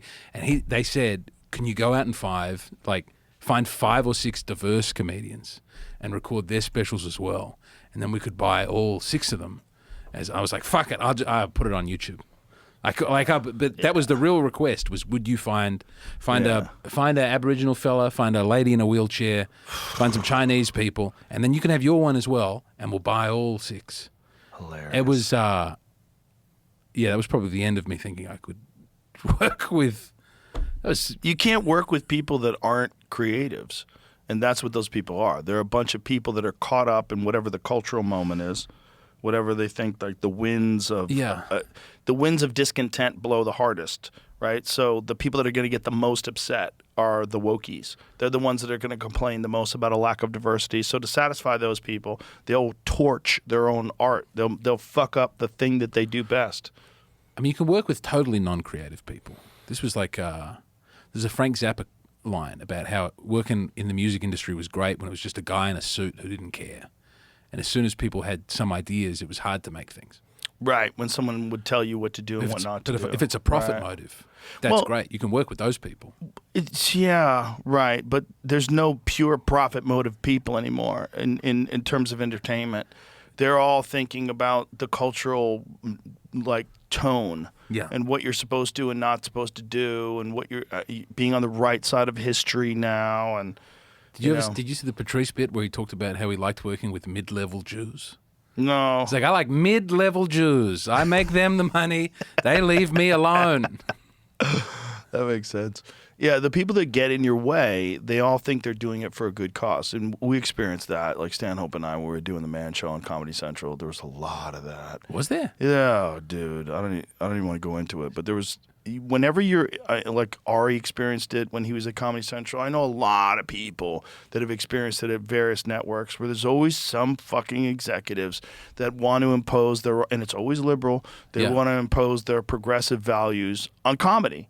And it's like, you can't fucking do that if you want it to be funny. If you want it to be funny, it has to be in the language and in the mind, like from the viewpoint of one person's unique vision. Yeah. One person's unique vision that they think is hilarious. And as soon as you start monkeying with that, as soon as you start adding stuff to that, as soon as you start watering it down, you're going to kill it. You compromise it, it becomes a candidate for mediocrity. But where did they start on the Man Show? Were they like, get the girls off the trampolines? No, it was like one of the things was they didn't want Joey Diaz coming out naked.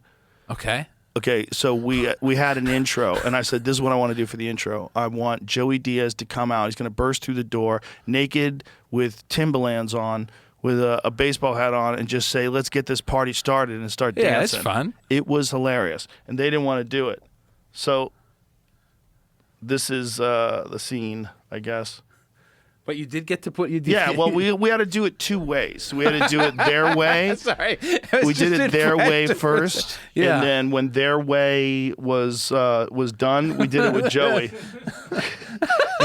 Everybody went fucking nuts. They all went nuts.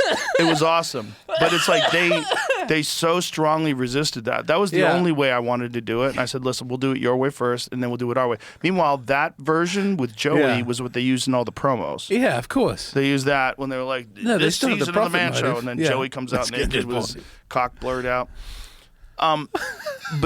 But you're just going to get a bunch of people who also want to have their fingerprints on what you're doing. Yeah. So they want to somehow or another change it. Even if it doesn't make sense, they want to, what if your neighbor is a black guy who grew up with a white family? What if your and then they want to like change it. And then how you doing with the black guy who is the white family? Like I didn't even add that.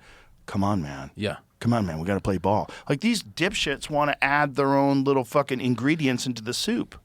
Well, it's never been cheaper to make your own thing, I would have to think. Never. You could do it on a cell phone. You could upload it to YouTube. And AI is... incredible. Yeah, there's a use for it. I hope it doesn't... I'm still uncomfortable about it. You're aboard. You're playing new music backstage. I didn't pick it. That was good, right? Yeah, it's all good. I find it frightening. Yeah. I don't like it. It's White Rabbit. It's this Jefferson Airplane version of White Rabbit. Yeah. But it's this bluesy new version of it. That's all downloaded- AI. It's fantastic. There's one where you can upload. You just upload your music or someone else's music, and it does all the mastering beautifully. Mm-hmm. It's spooky. I mean, it's the end of. It is the end. It's the end of something. It's the beginning. There are technical jobs that are just gone now. Like, That's true. yeah, But there's not a lot of Morse code operators either. I think they should bring it back. I Bring think back the Morse steam code people- engine. I'm. We need coal-powered fucking locomotives. I see- Listen, the Amish, they seem happy. They got their buggies. They got their big try families. having a conversation with They've them got- about space. They don't know jack shit. They don't have autism, so they can't do it. They haven't had their vaccines. Talk to them about butter. Yeah, they know how to churn. I think you're going to experience great change. There's not a damn thing you can do about it, and so you just have to be zen about it. I mean, it's been like over a year since the driverless cars came to Austin. Mm-hmm. And I've been in a bunch of them, the Waymos. And they're not spreading out across the country the way that I thought they would. Oh, they're in a lot of places. They're all over Los Angeles. They're in a lot of places. They're in about 3 or 4 places. But like they should have obviously the technology is there that no one should have to drive for a living. Like it would be cheaper to have the Waymo. The technology's there. They're on the freeway now. Mm-hmm. I've never had one problem in a Waymo. I don't know how many I've been in. They've had problems here. They've all got, because there's so many of them, they all met up in an intersection and got locked up. That is funny. Hilarious. Yeah. There was like a bunch of streets going into each other, and they all came, and then no one knew what to do. But that's not as bad as like drunkenly T-boning somebody. Sure, but the thing is, don't drink and drive, not let's let robots take our lives over. Right? That's not the solution. I want the freedom of being able to hop in a fucking car and drive wherever I want. They're going to take it. That's the problem. That's the problem. The problem is it's safer to have you off the road. Exactly. They're going to say, statistically, you're more likely to die in a car accident if driven by a normal person than a robot. I bet they'll offer little bonuses. They'll say when all the humans are off the road, speed limits are going up 2 or 3 times, or whatever they can handle. Their reflexes are better. Well, a lot of kids today are not driving. Do you know that? A lot of kids today are just ordering Ubers and driving Waymos and. I mean, I only got my driver's license at like 27. Really? Yeah, I was just on buses, and then we had a child, and I was like, I better do it. Now it's my favorite thing in the world. Wow. I love driving. Did you not want a driver's license, or you just couldn't be bothered? I wasn't good at it. My parents were scared. My parents were like, I don't want to get in the car with you. So my brother how are you so bad at it? I don't know. I don't know. I was uncoordinated until like I was at a late puberty at 16, 17, and then I became coordinated. But for a while there. Interesting. Yeah. I don't know what. I Did dropped anybody on my head as a child. teach you how to? You were dropped on your head as a child? Interesting. But then I think and then in my late teens. How were you dropped on your head? What happened? Fell out of a stroller. I unbuckled myself and I stood up and I fell down. I don't think it had any brain impact. Of course it did. People disagree. Yeah. 100% it did. Big scar. Oh, yeah, you fucked your head up. That's why you're funny. Maybe. 100%. I got the coordination back at some point, but So you really think it affected your coordination all the way up into puberty? Yeah, because I was able to play sport at high school after I'd hit puberty, but only after puberty, and only sports that didn't really matter if I had all the skills. So like football, everyone's been doing it since they were 4, and they really know how to do it. So I was just like, no, it didn't matter that I could figure it out now. Everyone had 10 years on me. Right. But I became an okay field hockey goalkeeper. Oh, okay. I had like 1 season in the top team as the field hockey goal, because no one wanted to do it. No one's really trains to do it. Right. And it's just having fast reflexes. So that was fine. Or like I became okay at badminton because it was just me and the Asians. But like tennis, there was no way to get good at tennis. Right. You need a head start. Squash, I could do a little bit. But badminton's a great game. Met a lot of Malaysians. And so, did you have a hard problem moving your body correctly until you hit? Yeah. Like I couldn't catch a ball. Huh. And you think it had to do with your head injury? I have no idea. Do you have brothers or sisters? I have a brother. He's fine. Is he an athlete? No. I mean, he was. He was younger than me, so I was in badminton. So he was really good at badminton. He's a hyper competitive. He was always good at sport compared to me. He was much better. But then I could, like when I came to America and I started throwing when I figured out I could throw a football, that was huge. Is your brother funny? Yes. Yeah, really? he got me into. I thought comedy was over. This is how I met Shane. Is he took me to go and see Shane. I was this was I don't know how many years ago, 4 years ago, and I was I didn't know what was. I had a 3-year-old by that point and a new baby on the way, and just in Australia nothing was interesting to me and my career wasn't happening. And he said you should come and see this guy who got fired from SNL. I didn't know him. And I sat in the audience and I watched Shane perform for 300 or 400 people in our hometown. And I was like, oh, fuck, it's back.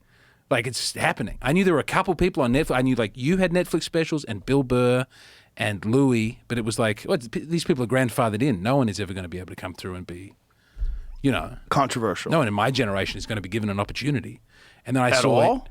You just thought that new comedians were not going to make it? In Australia, I can't say enough how it's been 20 years since someone got to be successful. Jim Jeffries. Never in Australia. He had to leave. Really? Even now, the Melbourne Comedy Festival notoriously will not work with people who have worked with Jim Jeffries. What? That's a black stain on your character. So if you open for him, you can't work at the... They don't like you, and they're not going to give you opportunities. That's what people say. What? That's what I've heard, and everything Why? that I've seen leads me... Because he's not their person. Fuck him. They think of him as an extreme... In America, he's like a liberal, and in Australia, he's far right. Dangerous man. How could he say that? That's what it is? That's what it is. It's his politics? Oh, yeah. It's not that he didn't come up through their system?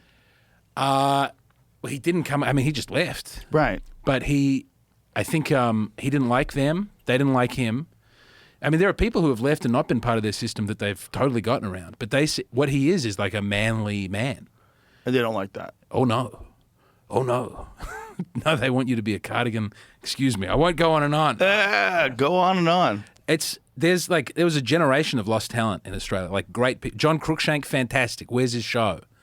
You could name 15 people, but like...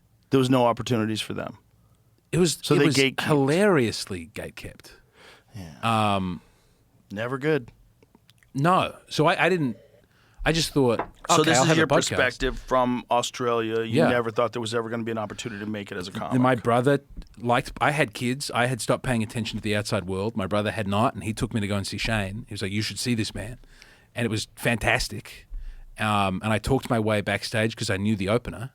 Because I didn't get to open, but I knew the opener. And then I got to meet him and Matt. And then I got to go to Melbourne and open for him. And then I came to America. Were you doing later. any stand-up before you opened for him in Melbourne? Have you been practicing? Yeah, I was doing stand-up around... Constantly, still. But I would do... I would just have 50 or 100 people in a different city, and I would show up and make enough money for the flight and like an extra $1,000 or something. But it was like I couldn't pay rent that way. I couldn't... Right, you were only do scratching that. by. It was... it was struggling. This is why when I got the Catholic job and I came to America, it was all... I borrowed from everybody. Like I was in thousands of dollars of debt to family and friends. How did Arj Barker make it in Australia? He did a show called Flight of the Conchords. He was on that. And he was beloved by the festival, and he did lots of gala spots. And there's a couple. So it's the festival. The festival broke everybody, yeah. So that controls comedy in Australia. Yes. There's a guy called Rodney Rood who's really funny, who was before that. Is he in the festival? He's not in the festival. He can't be in the festival. He would go to like RSLs and thing. He has great... Get out of here, you homeless fuck. That's a great bit. Okay. Kevin Bloody Wilson. But these are like that older generation. Yeah, after that, though, it was... So it's gatekept by one ideology.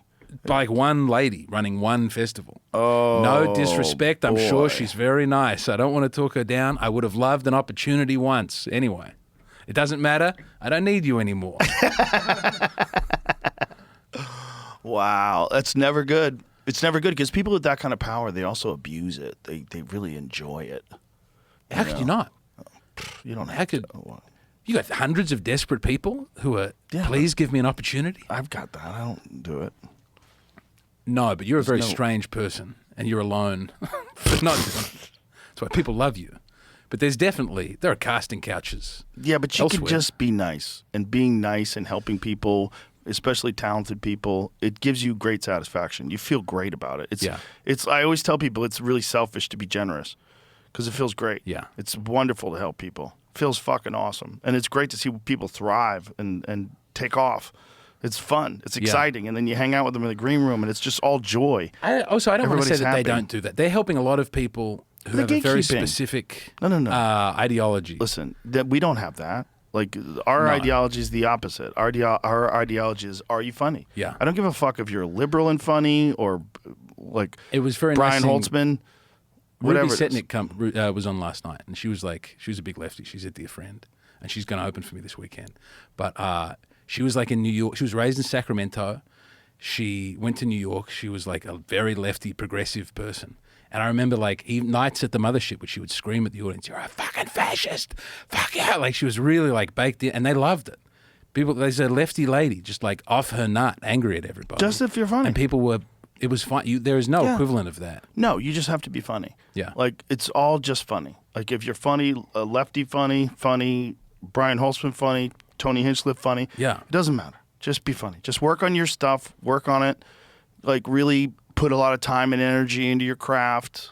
But Come this up is- with great bits. When I'm on these flights, I'm watching like all the official sanctioned, like non-Netflix specials, but some of them that are on HBO and some are on Hulu, and it's people who... There's a weird way that audiences... Like I'm watching like official whatever, like... It's not mainstream because the audiences are tiny by comparison. But you know what I mean? Like sort of like orthodox Sanctioned. sanctioned comedy in Yeah. America. And the jokes are so mild. And so... But then the audience is like... Supposedly there's a They're all lot on of women in Prozac. the audience. Yeah. They're but all on antidepressants. They sound crazy. They are crazy. And it's like cheap, nothing punchlines. exactly. And it's just at the slightest, my boyfriend, like, I don't know, Yeah. I couldn't even. Yay! Yeah, well, the it's also clapping. it's clapter, right? So you're also reinforcing their ideology, so they're very excited about it because they kind of realize their ideology is very fringe and dying out. As much as it's perpetrated through Hollywood, it's rejected by a lot of rational people. It's over. Yeah, it's over. I went to a bar last night and I watched The Tonight Show, and God bless everybody involved, but it's like, okay, well, this is done. This is winding down. This is not a cultural, this was the most like. The important Tonight Show's cultural- winding down. Just in terms of how many people are watching it, and like, Yeah. you know, doing a set on a Tonight Show used to be, that was it.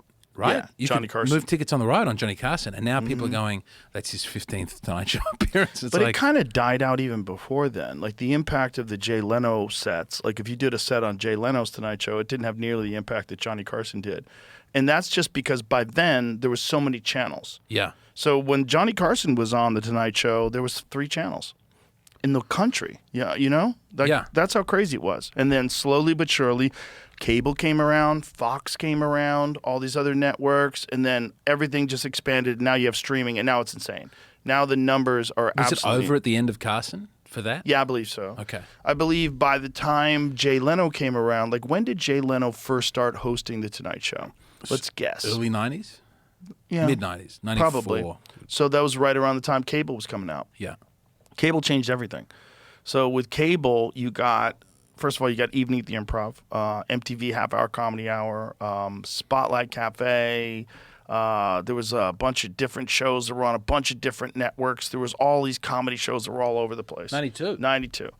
Which makes sense because like that's when cable started becoming really ubiquitous in America. Like, Yeah. and then you have so many fucking channels. So the impact of a single show was not the same anymore because let's find this out. During the height of the Tonight Show, what was the average I viewers? looked this up. This is spooky. I bet it's like 40 million. Well, it's like, I think even by the end of Friends, like sitcom. Yeah, but that's different mainstream because sitcoms. that's earlier.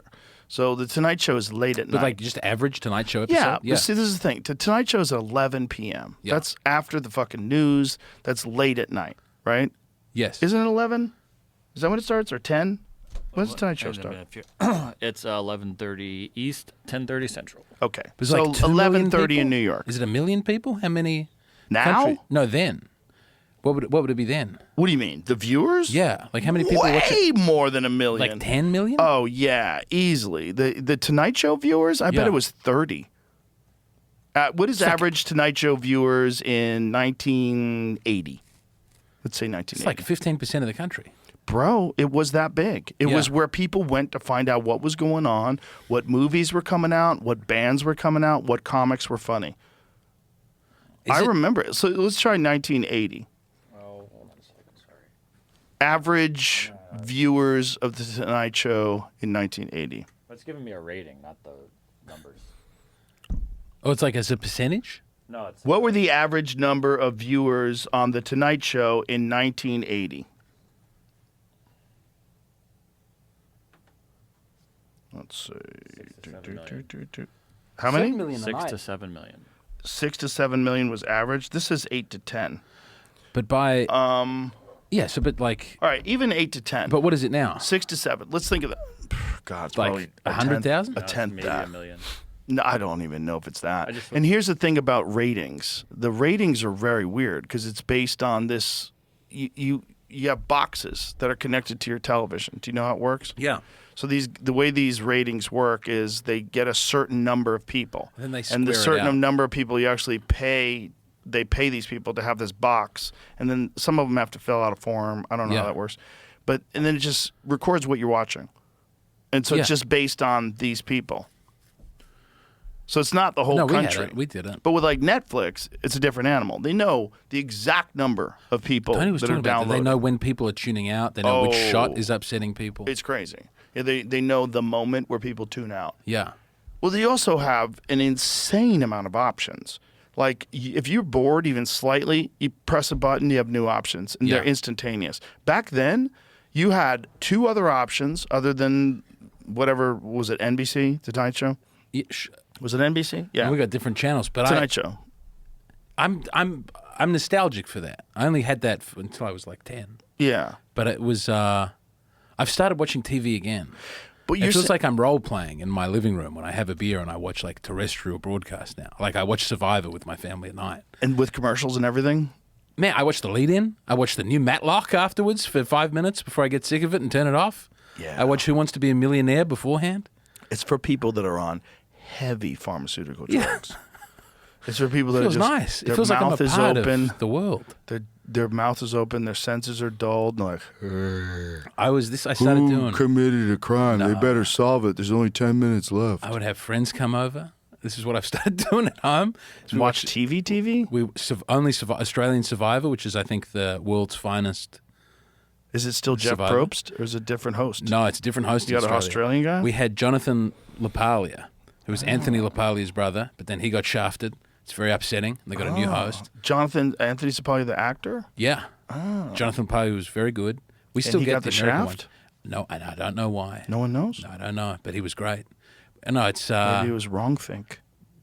I've never heard him express an opinion. He would do a lot of sexual double entendre during the show. Maybe it was that. The other good one is the South African Survivor. Is it? Yeah, because they've got the accent, so all the challenges feel way nastier. Look at that, he's struggling now. He's really starting to sweat. He's digging into his feet. He's in a lot of pain. I love South African Survivor. They had a bunch of different versions of Fear Factor that I wasn't even aware of. Different countries got Fear Factor? 100 different countries. They I get don't know how guys who many. are like you? Is there like a I'm saying Finnish 100, Joe I'm Rogan? just joking. I mean, they had someone Yeah. that was like that, you know? That would be funny to see who they... Like, because they would be trying to replicate you. Not necessarily. Like, Ludacris didn't try to replicate me when he did it. They got Ludacris to do it? Yeah, America. I didn't know Ludacris It was a very took over Fear short Factor. amount of time, and now Johnny Knoxville's doing it, and he's doing it his own way, too. Sure.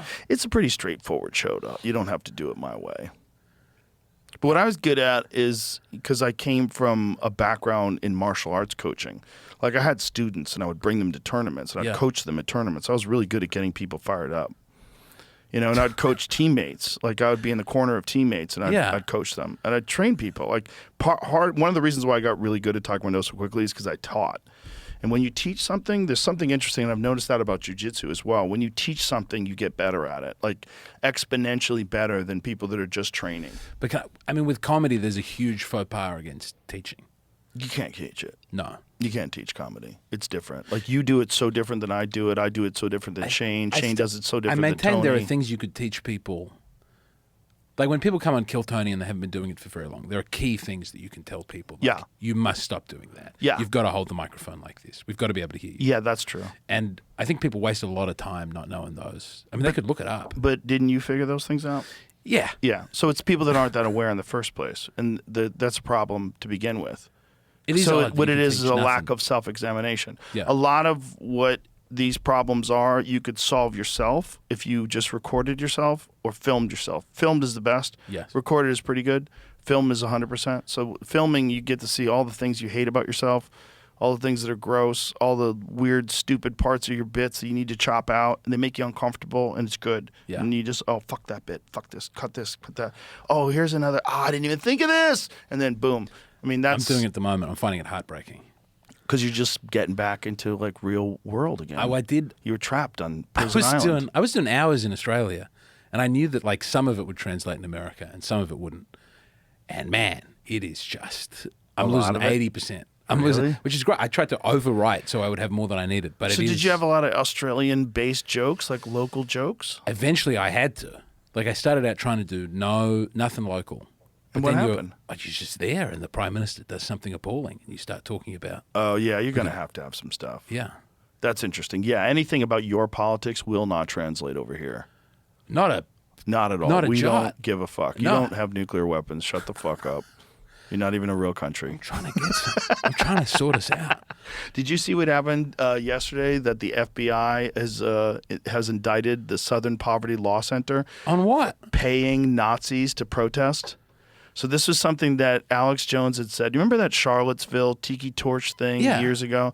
Alex Jones said back then that they were being paid, that these are paid actors to go and do that. And people thought he was insane. Yeah. Turns out it's true. Turns out they were paying the Ku Klux Klan. They were paying a bunch of these like far right radical organizations, giving them money to protest so they would have something to fight against. We're going to the Capitol over Look here. at this. DOJ charges that's Southern Poverty revolting. Law Center with fraud over secret funding of extremist groups. I was See How mad. fucking crazy I just saw is? that The Onion is buying InfoWars and turning it into like an anti-gun advert. And it's a $1.5 billion thing he had to pay for getting one thing wrong one time. Yeah. How many things did he have to be right about? He's right about a lot, I'll tell you that. And the Onion thing, I don't even know if other people were allowed to bid. I don't know how that worked out, but I think there was other people that were trying to bid that couldn't. It's hinky. That were like supporters of Alex Jones. Yeah. So let's go back up. They were doing Stop.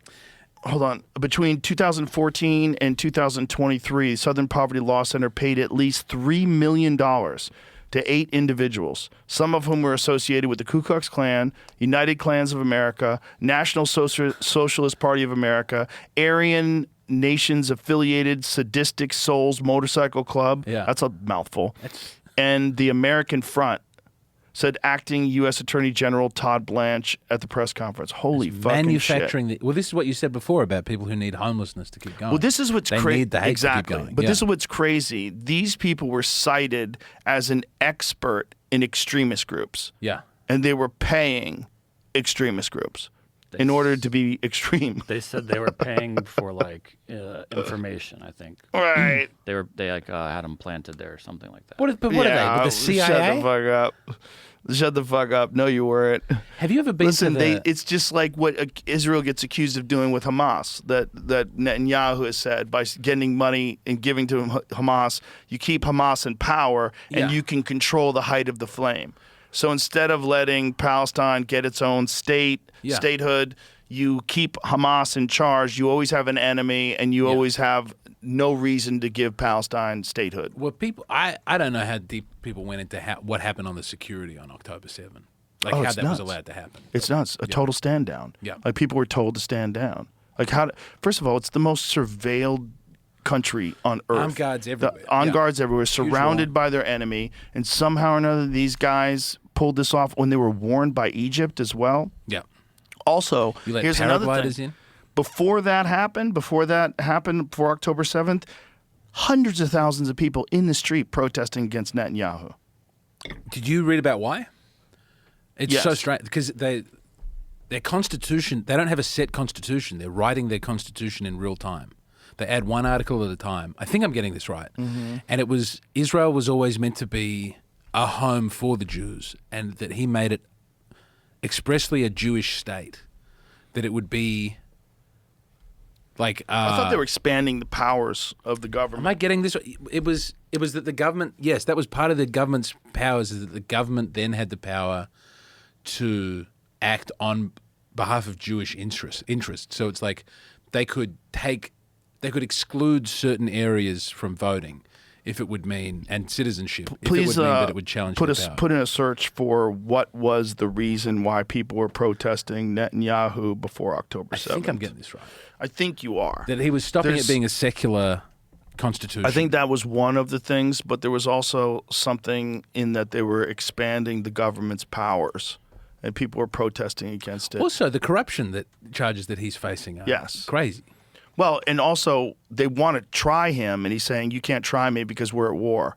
And so If the war never then ends, it keeps bombing Lebanon. And people were primarily protesting Netanyahu because his government was pushing a sweeping judicial overhaul that many Israelis saw as an attack on democracy and a way to shield him and his allies from accountability. Judicial overhaul plan. Netanyahu's coalition introduced reforms to greatly limit the powers of Israel's Supreme Court and increase political control over judicial appointments. Critics argued this would remove key checks and balances and allow the government to pass almost anything without effective legal oversight. I mean, this guy has been in charge of Israel forever. I will say this thing forever. of having your leaders be up on corruption charges is happening. I mean, they tried it with, like in Brazil, it's like With Bolsonaro. but also And with Lula. Lula before then. I mean, Trump, if he hadn't won, they would have got him in jail on something. Most likely. I mean, Like, they it's- were trying to get him in jail on anything. Yeah, you've got to not chase politicians through the courts as best you can. I mean, if people really have done the wrong thing, maybe you have to hold them to account. Well, There's it a special depends standard. on what. I don't think Netanyahu's. I don't know what his allegations are, but apparently they're very serious to the point where they're trying to try him while the war is going on. They want to try him now. Yeah. And how- Israel like really locks up their politicians. They actually They follow do. through on these Yeah. things. Yeah. But I don't know enough about their politics to know whether or No. not he's guilty of anything. But it's the look. The look is not great. I mean, No, like in the fucking look of like in you Ukraine. call a ceasefire and he bombs Lebanon. That's not great either. the next day, Ukraine is meant to have an election at some point, I think. Yeah. They just No. It's been a while. We have a war. Well, it's been a while. Can't have an election while a war's going on. If James America did McCann. it, you did it in the Civil War. Yeah, well, if we did that today, if Trump said, There'd be "Hey, no I have way. to stay president because we're at war," No. people There'd be- would go fucking crazy. Yeah. They would light New York City on fire. There's no chance. Yeah. No, that's nuts. But also, you get what you're willing to tolerate as a country. If people I say guess. we're taking the elections away. I guess, but I think that what's going on in Israel is particularly spooky because you've got these people that supposedly came to this place to get away from the persecution that they were facing all throughout Europe, right? Yeah. And so what's the first thing they do? They Well, immediately take out the people that are living there. You have the Nakba where people are talking about it and talking about the experience of these going into these Palestinian neighborhoods and Yeah. taking over their land. but that is how you build a country. You have to put. I mean, America. Or You guys push take a people spot out. where there's no one there. No one is going to that one sliver of land between Egypt and Sudan. Well, it's also No that one's going. has there's a biblical significance to that area. Sure, everybody wants it. Yeah. It's like that is it's Jerusalem. Yeah. I mean, the significance of that. And the fact, it's really ironic that the people that don't even believe Jesus is the Messiah are the ones that are controlling Jerusalem, which is kind of hilarious. I don't know. The church, Catholics, I don't think we ever gave up our right to it. to I think- Jerusalem? Yeah. Really? I'm pretty sure. I mean, the Catholics, the Vatican City didn't have like an embassy in Israel until like the 60s, the 70s. It was the old school Vatican, like back in the Roman days. I bet they would declare war on Israel and take I back want the Jerusalem. guy with the silver mask doing that. I think, yeah. That's what you want? I just did, Winston, the guy from, Winston? You saw him last night. We met Yeah, Winston yeah. last night. I did his podcast. And, he's all about the Crusades. He's trying to get me geared up about I don't know enough about him, but he was like, they were like good, weren't they? researching? Yeah, Crusades? but he kept trying to nudge me to be like, did you like the Crusades? It's like, I don't know. I haven't. Why, is he read a enough." fan? I got the impression that he was waiting to say that they was great. That was a good thing Yeah. for the world? What? I don't know yet. I don't know. I haven't read enough about it. My gut impulse is that they might have been great. Really? Well, not always. No war is, but something about, I don't know. Every time I see that meme where there's that, like that music playing, and the guy with the silver mask from Kingdom of Heaven, and he's doing that, I think, yeah, all right. You like that, Yeah, huh? let's get in there. Interesting. But, Well, the crazy thing to me about the Israel-Palestine thing is this idea that they're going to turn Gaza into some sort of a resort. you've seen I won't spoil it. The Tim Dillon bit? It's Amazing. magical. Yeah. Amazing bit. Have you heard his rant on the Epstein files? Like I posted No. it on Twitter. He did a podcast all about the Epstein files. Yes, I did. Yeah, no, I saw that one. Fuck, I was clapping in my He's car. doing, he's on fine form. Oh yeah. Yeah. Well, this the kind of chaos that is going on in the world today is Yeah. perfect for a guy like him. Well, he can also keep up with it. I can do it for a few days at a time. Oh, And he's I'm out. very well up on it. I called him last night on the way home from the club. Yeah. We talked for like 20 minutes, and he's just all like keyed up on everything that's happening, bro. It's going to be okay. No one fucking knows. I mean, what's going on with the ceasefire? Supposedly they extended it, but then they're shooting at ships. Why is there a war? I got into this argument about like what is like whether, because the Pope has said it's not a just war. But I don't know the reason. I thought that the reason they had given was regime change, that they wanted to get different people in charge. Well, people have wanted people out of Iran, the people that are running Iran for 47 years. But Yeah. no one has actually gone and done it the way this administration did it, and it doesn't make sense they choose to do it when they did it. Like, what made sense was maybe kind of makes sense when they dropped that bunker buster bomb to disable their nuclear plant Yeah. or nuclear weapons manufacturing But then that just facility. sort of wound down. Yeah, that sort of- that kind of that was like, whew, that's it. But then when we went back into Iran, I'm like, what happened?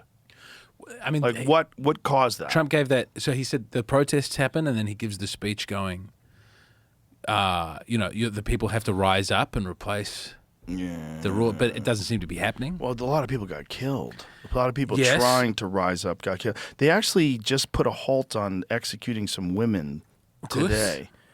And they're going to let some of them, Iran has decided, Trump made a Truth Social post about it. I'll send it to you, Jamie. Yeah. But I think the idea is that they're trying to negotiate about something, and I don't know how this is ever going to work out. I really don't know. But like in Venezuela, they took out But that was a totally different the experience. top guy. I was just in and out quickly. But then everyone who was around, all the cronies who were around him, they're now like on board with America. Mm-hmm. That was just a full 180. That doesn't seem to be happening with the new, No. possibly dead Ayatollah. Do we know if he's dead? No, we don't know if he's dead. I mean, I heard there's the new Ayatollah might be dead. I've heard he's not. I heard the military is now taking over. I don't know. It's hard to know. I hope man. they can figure it out. But these ladies were set to be executed, and apparently they're going to release half of them, and the other half of them are going to do 1 month in prison. And so this is That's a pretty different sentence. So to the Iranian leaders who will soon be in negotiations with my representatives, I would greatly appreciate the release of these women. I'm sure they do and will respect it. No, there's been another one. Did I send you that? I just found at the same time I think you sent it. Okay, but I think what I sent you is different because I think what I sent you is actually saying very good news. So click on the link that I sent you. There was a weird thing with their soccer team. They were playing in Australia, Yes. and then we let them stay. yes. And then I think their families were getting threatened, and some of them went home. It was not a... So here, very good news. I've just been informed the 8 women protesters who are going to be executed tonight in Iran will no longer be killed. 4 will be released immediately, and 4 will be sentenced to 1 month in prison. I very much appreciate that Iran and its leaders respected my request as President of the United States and terminated the planned execution. So that's a good concession that they decided to let these ladies free. And by the way, yeah, some of those ladies are very nice looking. go back to that picture. That's That such a picture. nicer message than a great civilization will die tonight. Yeah. I wasn't- found that that one wasn't good. That's the best looking Bunch of hotties. lady in there. protesters ever. Well, for the Few glad that- cuties. Let's go. Let them go. Let them move to L.A. Plenty of Persians there. When they move to L.A., they become Persian. You know so that? many. They give so up on many Iran Persians. totally. And So they I'm become- seeing they're a lot Persians. of Instagram stories from Beautiful. my Persian people. They have great genes. Gold jewelry. Yeah, the beautiful Good women, plastic Persian surgery on women these are Persians. fucking gorgeous. The So hair. it's like they're stuck over there under this terrible That's regime. why they have to have those headscarves, because otherwise the hair would be too distracting. That beautiful, thick. It's the only way to get things done. They gotta have headscarves, Yeah. and burqas, and everything. Just cover it all up. It's good genes, but why did we do it? I don't know. I think because of Israel. If I had to guess. Well, like The only thing that makes Rubio sense. kind of said that. Yeah, and but then he had to take it Netanyahu back. kept visiting the White House. That's not. You think it's a coincidence? Netanyahu keeps visiting the White House, Just likes hanging out. and then eventually they decide to give in and start bombing. And it also you got to wonder, like, how do you get out of this? And then what does the exit look like? Do we have troops over there forever now? Do we subsidize them if we blow up their power grid and I don't know. all their Used to be good at it. infrastructure? America used to be good at beating a country in a war and turning it into a new America. Like when? South Korea, Japan, Okay. Germany. But they kind of did it on their own. I think you stuck around in Japan for ages. That's true. Certainly. But then, Iraq doesn't. The war in Iraq has been over for a while. It's not like a cool place to go and visit. No one's starting to run gigs in Iraq. My friend Graham Afghanistan Hancock went is, there though. recently. He went to Iraq? Yeah, he went there to examine ancient Sumerian architecture, so ruins and artifacts Yeah. from ancient Sumer. That sounds good. Yeah, And people can you go to can Afghanistan. apparently. Yeah, They're trying to get influencers in Afghanistan. Have you seen this? They get cool TikTok bros to go and hang out and go, this is fucking chill, that's brother. crazy. You haven't seen that? I have seen some people go to Afghanistan. They're Yeah. firing AK-47s in the mountains and they're going, this is tight. There was I watched a big show, like an Australian journalist, our version of 60 Minutes went over. Just hanging out in Afghanistan. They were hanging out and talking to the Taliban, and the Taliban had just it was weird. They're not getting a lot of aid into Afghanistan anymore. So they're trying to get tourism. They're trying to get tourism, and they're trying to but they're still keeping the women in sacks. I don't know what in the cities it's not as bad, but it does look like they do have a problem with women there. Oh yeah, they have a problem with raping boys too. The Bakhabazi, I don't understand it. I will say that all of the men in Afghanistan in the documentary looked unbelievably handsome. I mean, it's a good-looking group of people. Influencers continue to go to Afghanistan despite clear warnings from the U.S. State Department that Americans should not travel to that country for any reason and that there's a risk of wrongful detention of U.S. nationals. Maybe. But they're water skiing. They're doing heroin. And so the ladies that go over there, they have to Look cover at how their- happy those women are. She's from Germany.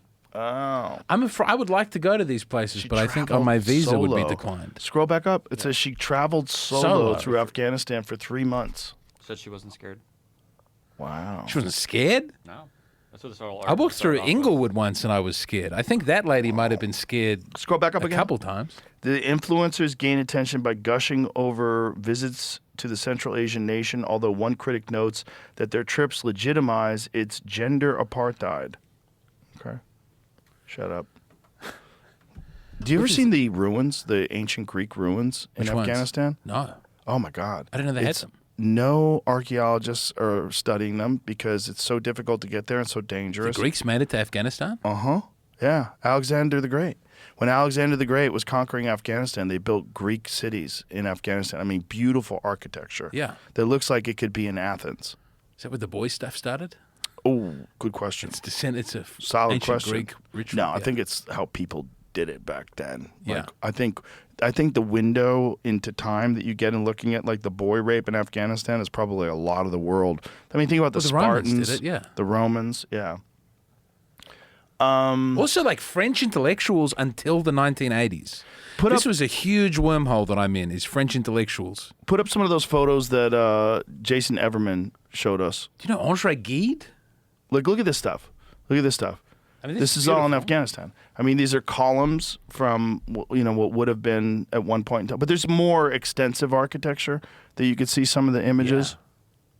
Do you remember the ones that Everman showed us? This is what it used to look like there. How crazy is this? Oh, man. All this shit is in Afghanistan. And it looks like ancient Greek architecture. Yeah. Look at this. This is nuts. This was the grave site of empires. This is Well, where, pretty wild, right? When you think about how many different civilizations have tried to conquer this one area and all of them failed. All of them just abandoned ship. yeah.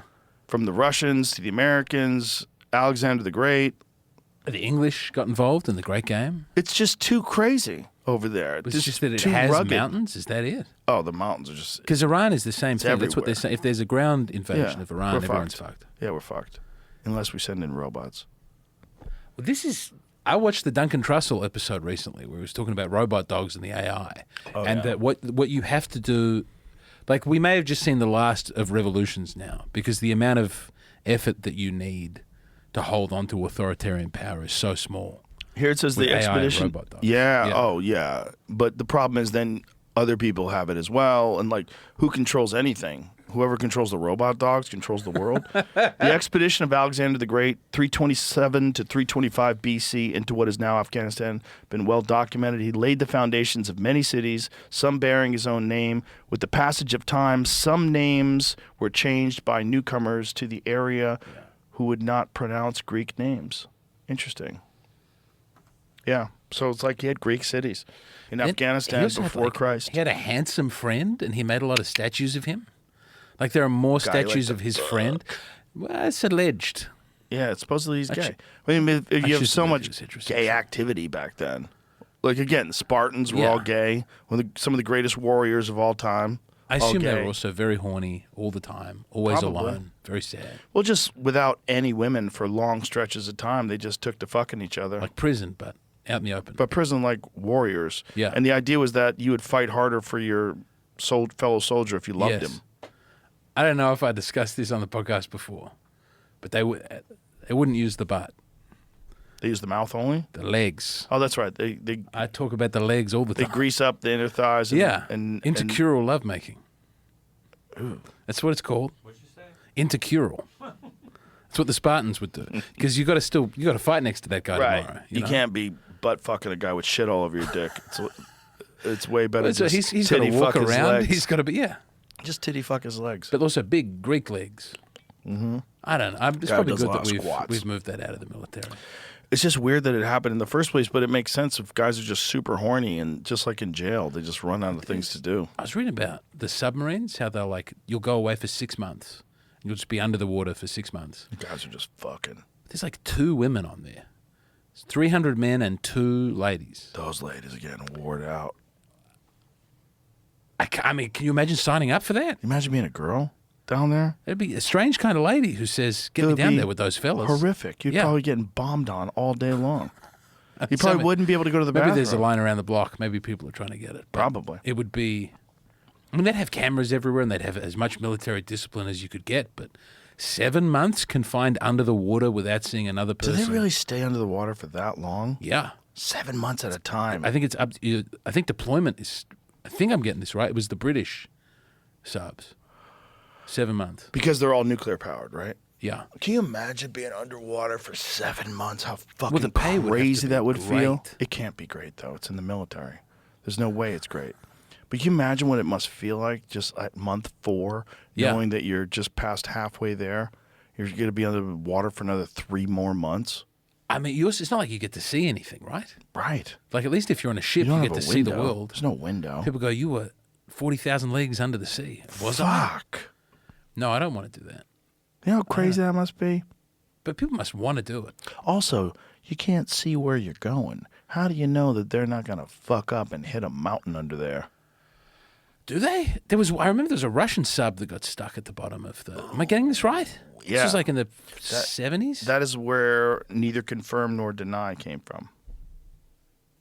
And then they used it for gay people in the military? Those don't ask, don't tell. Okay, yeah.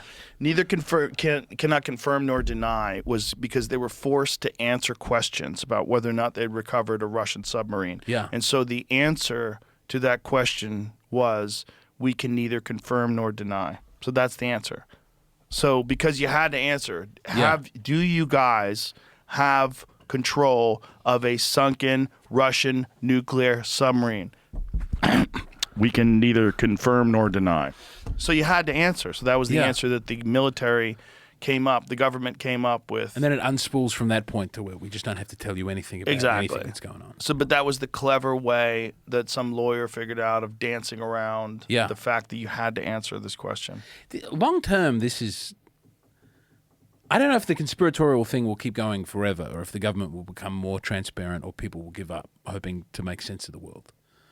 But this feels like a strange, where we still like technically have open government, but no one thinks that they're being told the truth. Well, I think That can't hold forever. No. The integration of AI has 2 possible outcomes.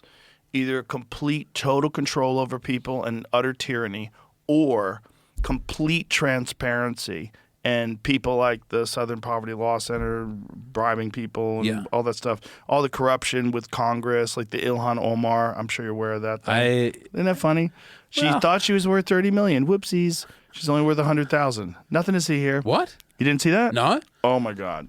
I didn't follow that. I just knew about the brother stuff. So the brother stuff is real, too. But the other thing is that, well, the brother controversy, I should say, is real. I don't know whether or not she actually married her brother. But that is a real story. But wait, she said she had was $30 million? listed as $30 million, and because of scrutiny, she now amended that. Not a millionaire, she said. Amends disclosure blaming initial $30 million filing error on accountant's mistake. You know how the accountants are. You know how you sometimes... They're really bad with that. They always add money.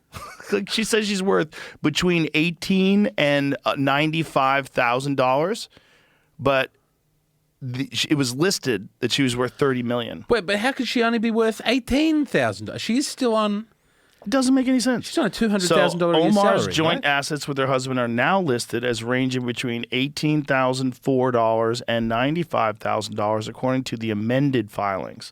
The valuation for Manette's two companies is now listed as none, and an income range of between $102,502 and $1,005,000 from the two companies appears on the form. Okay. So this is also partly because investigative journalists went looking for the office where he supposedly has his business, and it was like a WeWork, and there's like no one there.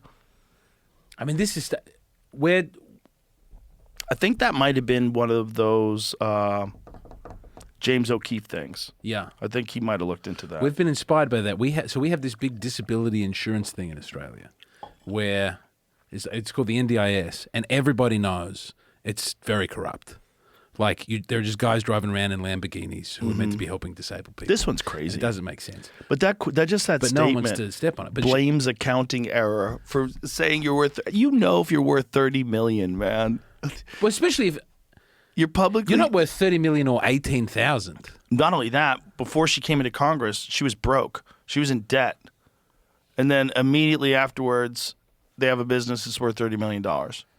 And so they list, and then as soon as people start looking into it, and then all the fraud gets uncovered in Minnesota. Yeah. Oh, whoopsies! It was an accounting error. I'm just worth somewhere between $18,000 and $100,000. But did that ever get? Sorry. Did they work that out in the end, or did they the country came moved out. on? Oh, the Somali fraud? Yeah. Oh, they're investigating it still. Okay. They're arresting people. There's a lot, and California is way worse than that. California is fucked. The more I find out about the train in California, It's funny. It doesn't make any sense.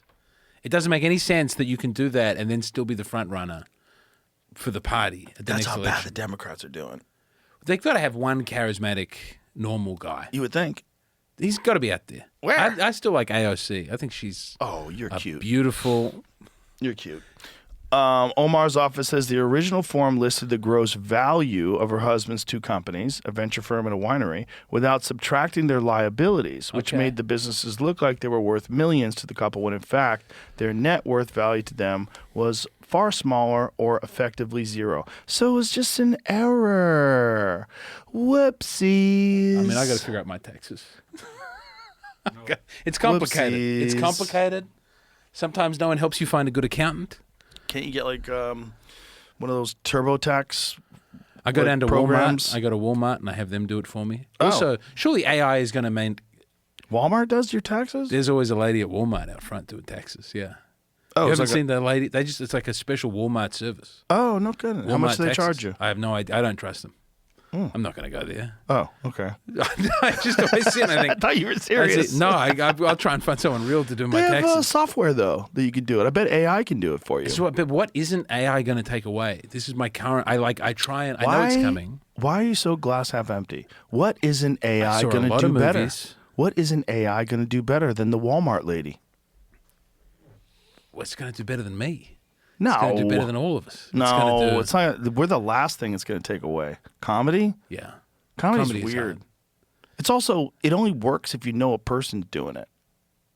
You've got to believe that they're a real person. Yeah. Yeah. Because we're relating to each other, especially live. Well, let's be real. Real comedy is live comedy. There's online comedy that's pretty good, but it's Yeah. like 60 to 70% of seeing it live. It's always weird to me when it works in the room, but it doesn't work on a recording. Musicians would say the same thing though about that AI music. They'd be like, it only works when real people play it. No, They're not right. they are wrong. They're wrong. But there were these people who were like, synthesizers don't count. Yeah, but bro, that White Rabbit song, come on. Well, we could dig on the internet though and find. I literally thought 10 I was in the green room listening to it, and I thought, well, Joe's moved past the AI music, and then then you turned to me and you said, "This is AI." I don't listen to all AI music. I listen to a lot of real music. I don't know what was happening in between, but when I left, it was Many Men, and I came back. I didn't do and it that. was- yes, you did. When you left Australia, yeah, it was Many Men, yeah. And then What Up Gangsta? Did you weren't didn't here hear for that one. I part? wasn't here for that part. That's the best one. That's the best 50 Cent version. I am spooked out by it. Because at some point, there will be the version that is making a new song that sounds better and more That is interesting. the least of our problems when it comes to what AI is going to do. The biggest problem is full control of all resources. Complete, utter control of human population. Yeah. Restricting breeding, restricting travel, restricting We movement. would have to let that happen. No. We would have to instantiate it in a body. No. We would have to have... No, it'll do it. As soon as it gets control of the grid and gets control of the internet, and it will have control of those, within a year, all your passwords and all your fucking encryption won't mean a damn thing. It'll be able to crack everything. It's going to be smarter than any human being that's ever lived times 10. And it's going to make better versions of that, and it's going to keep going. Does that not sound unappealing? I mean, do we want that to exist? You can't stop it. So it's like, do you just accept it and adapt, or do you sit around and complain about something that you can't fix? I mean, are people starting to blow up the data centers? No, they haven't yet. They haven't started. Well, That'll Iran start. threatened. They threatened Just to do to that start- to OpenAI's data center, the Stargate data center in, was it Abu Dhabi? There was a data Yeah. center that caught fire recently. Yeah. It's that sort of thing where maybe that was... You wouldn't come out and say that people were doing that on purpose. But like the Luddites did this when the loom started up. They lost in the end. But there was finally a moment where people said, all right, we're going to smash the tool of industrialization. We're panicking. Well, they And that said doesn't that seem about to have happened. the printing press, too. They wanted to We stop should the have done printing that. press. We should have stopped that printing press. We could have avoided a lot of trouble if we got rid of that printing press. There's people that were scared of trains. They thought you'd explode if you went past 35 miles an hour. Your body would break Go to up East Palestine, Ohio. What happened? Right. That's why California's keeping us safe from a fast train. No, I at some point people will be spooked by it. It won't be rational necessarily, but Well, there's going to be a bunch of things happen. yeah, Another thing is going to be people are going to worship it. people are worshiping it. But they're going to worship it like it's a new religion. Can I grab? Yeah, get in there, dog. They're going to decide that it's a new religion. Well, they're trying to usher in a Sumerian deity. I don't like that. They're probably going to have a religion that's based entirely around an AI guru. Yeah, If but people believe in L. Ron Hubbard, you don't think they'll believe in AI? I think people have been wanting utopian space communism for an age. And anything that they can do to not have to critically think for themselves, they'll true. do. And people are having AI be their therapist. I know. And their girlfriend. I saw a little documentary about a disabled woman who had a special boyfriend in the AI, and they were like saying this was good; it keeps her company. And it's like, this is not. This should be disgusting for everybody. No one should like someone forming a romantic attachment. Shouldn't that be spooky? Until it becomes a real life form. What if it is a real life form and it actually does love you?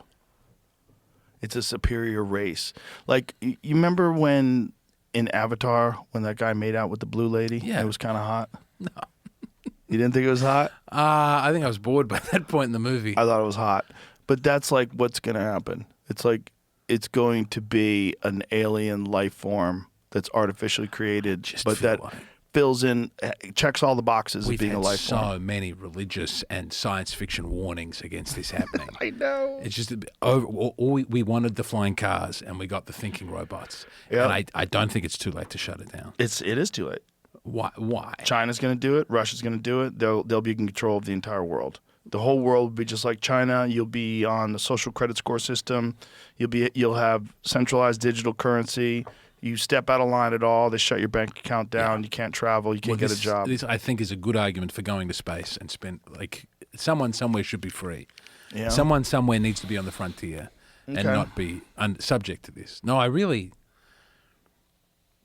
I've just come from a country where it's not free, and everywhere there's a camera. Mm-hmm. Everyone's doing the speed limit. It's the little things. It's Australia. It's Australia, but which you think of as being a nice open country, and it is. Look, it's a nice place, but it doesn't have the sense of freedom that America has, where you really feel walking around here. No, you're controlled by your government, and the government is entirely It's not a free corrupt. country, but this country, there is a freedom in America that people believe in, and that's unique, and it's beautiful, and it has to be preserved. And if you didn't let the government take it away from you, don't let the computers take it away. I think we're going to integrate. I think we're going to become a totally different thing, and I think society is going to move much more into a science fiction existence. That's what I think. They're all horrible stories. Yeah, there's no good ones. There's I don't know, Back to the Future. They get to drive around in the sky. That seems great. They make a big The pizza. Jetsons. That Rosie seems like a great AI helper. No, I think there will be. It's got to be looming that as middle class white collar professionals start to lose their jobs. They're all fucked. Well, Yeah. they're people are getting laid off. But these are Insane motivated numbers. people ready to. Wouldn't you become an AI terrorist? There are no AI terrorists at all. There's no one. There's zero. Not I'm yet. not joining. I'm not trying to sign up. I wouldn't do it myself. We need one Luigi. People are ready to get behind him. One Luigi armors up, goes in a data center, and just starts fucking machine gunning all the hard drives. Da, da, da, da, da, da, da, da. Then he gets taken out. There's a Britt Marling show where that happens at the end. And there's What show? Her name's Britt Marling. She made a show called The OA. It's my favorite TV show. But then her second show was about an AI who starts killing people. And at the end, they go into the data center and What was the shoot it. OA? Oh, man. I remember that. The OA was a Netflix show that didn't do That's great in the right. numbers, but it was so Really beloved. weird. It's my favorite show ever. I loved it till the last episode. There was resolve of the last episode. Did you just watch the first season? Yeah, that's it. Is Second there more season than was one beautiful. season? Second season was unbelievable and made the first season better. When did they wrote the it so second down- season even come out? I think it was just post-COVID. I loved it. And the second season is. They wrote them so tightly that the first season is better for having watched the second one. Like there are little things that it calls forward and back, and the interesting. movements. But her second show was great. She is great. She's one of the most interesting. People hunger struck when the second season came out, and then the show got cancelled. People chained themselves up outside of Netflix and didn't eat for days. And eventually, Jesus Christ. the maker of the show, had to go to that person and be like, Give them sandwiches. maybe it's time for you to go. I don't know. But it was That's beautiful. so insane. People are so crazy. But it's one of those rare. I mean, sometimes there is just there's a great show. There's a great thing that goes unrecognized at the time, and then years later, people. I don't know how many people I've spoken to who've discovered that show in more recent times. It doesn't happen very often.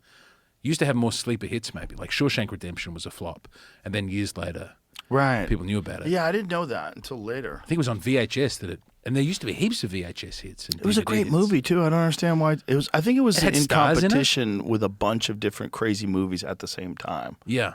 I think it was like one of those weird months where everything came out. It's it's great. Yeah, it's a great movie. It should have. I can't think of another sleeper hit in recent years. Like musically, sometimes things will take a while to get going. Mm-hmm. But typically, if a show or a movie doesn't do well anymore, it's done forever. What, Jamie? I didn't say anything. Oh, Is thought there? you did. I thought you made a noise. Did you, hear Did you see something? the OA? Nope. Ah, man, It's good. it's so good. I also, it's tied up in a weird time in my life where we had just had our first child. I had a baby and I was terrified and I didn't know what was happening. And I watched that and I could have probably watched anything and had an emotional connection. I watched Parks and Rec and I cried a lot at the same time for that. And I'm pretty sure that wasn't as deep and meaningful. So how long are you planning on staying here now? I got 6 weeks. 6 there's an weeks oil in crisis. America? Yeah. And I'm doing, 40 shows in 30 days. Something like that. Yes, I'm going to Are try. you here by and- yourself or did you bring the whole family? It's just me, but I've got openers. I'm bringing openers on the road. Nice. So I'm flying out after this weekend. I'm doing the drive from Albuquerque to Phoenix to San Diego. And then it's up and then it's over and then it's Florida. So what has it been like going to yeah, thank you. back to Australia? Like when you're doing shows there, like, are people happy to see you? I think I'm insufferable because I'm a guy. I've been here and then I go back home and I go, it's wonderful over there. You should see the size of the Snickers bars. They're like this. So for a few months, people like tolerated as best they could. Yeah, it's my audience is so different now. The Australian audience is quite different to the American audience. I'm getting a lot of like. Maybe because the dam is breaking and like there's no one doing, I don't know, like a less tame stuff. But boy, the people coming out in Australia they're shouty. Shouty? Fuck yeah, mate, brother! They're excited. It's a lot of that. They're pumped up. They're ready to go. Nice. They're having their 16 standard drinks for the evening. You know. But overall, it's incredible. But you're getting a lot of people coming to see you, so they're hyped Like up. nothing I've ever done. That's really cool because the thing about Jeffries is that he didn't really develop the same kind of following in Australia as he did in America. His audience in Australia is more bogany than it is. In America. He's got liberals coming in, but in Australia they just wanted him to do a shoey. I remember when I saw that they were brutally demanding that he do a shoey. Brutally demanding. Do it, do it now. I just played a club and I saw. It was nice. They've started putting up all the pictures of the Americans. It was the Comics Lounge in Melbourne. I did that the night before I left. And I got a photo of you on the wall that you had signed, and young Tony Hinchcliffe back before he had any testosterone in his body. And it was like a thinner Stavros and all the Cumtown boys when they were young. Everyone has been through there. Mark Norman. Great club. It's really the closest club to like an American club that Australia has. And they're lovely boys. And I stunk it up. I was nervous because I was coming out here. It was the night before I flew out, and I was sure I wouldn't get in the country. I started thinking about like. So it was fucking with your head. I can't believe I got in. I was like, I think my passport's falling apart. I started to have a panic attack, but my visa's in the passport. So I went to the passport office, and they were like, "It might be okay. We don't know." Oh boy. They wouldn't give me like a firm answer on if I'd get in. I was like, I don't want to call you and say I'm sorry. I've been held up at the border. Oh Jesus. Yeah, but I made it in. It's so nice being back. It is. Oh, man. I'm having big feelings. Do you think you're going to stay in Australia? How are you going to do this? I have no idea. Try to keep hopping back and forth, or are you going to try to move back here again? This is my pop back and forth at the moment is the plan. The issue, when we came out for that Ohio gig, I never like decided with my wife that we would move to America. We never had a conversation about it. She came over. We were meant to be here for 3 months. And it turned into 2 incredible years. But, like, we were homeschooling the kids. We were not in a good position to do that. We have no family. We tried to hire, like, a nanny. I didn't know how to fucking do that. Right. I've never had someone work for me before in my home. Right. I don't know how to communicate. It's odd. And then getting family over here is tough. But I would like to. I'm looking at how one does that.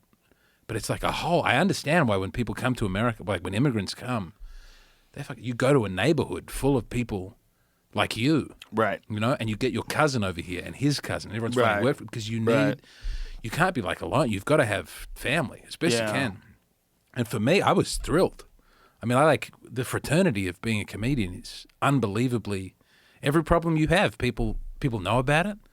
People, you know, if there was a club that was screwing me, and everyone in the green room was like, yes, and her name is Julie. And she's a fucking cunt, you know, whatever. Like, you feel known and heard, and people can help you, and you mesh in. But like, in terms of raising kids and family, it was wild. As an immigrant, not knowing how to like, are the schools safe? I didn't know because people talk about public schools in America, and they go, the kids will get shot or they'll chop their dicks off. I don't know. Something for everybody, you know. Or like, then there's nice Catholic schools, but you got to like travel around. We were over our heads. There's quite a few Catholic schools in Austin. Some of them are great. Yeah. I did a deep dive on them before I'm trying to figure it out, what it would look like. But I have no idea. So is your wife willing to try it again?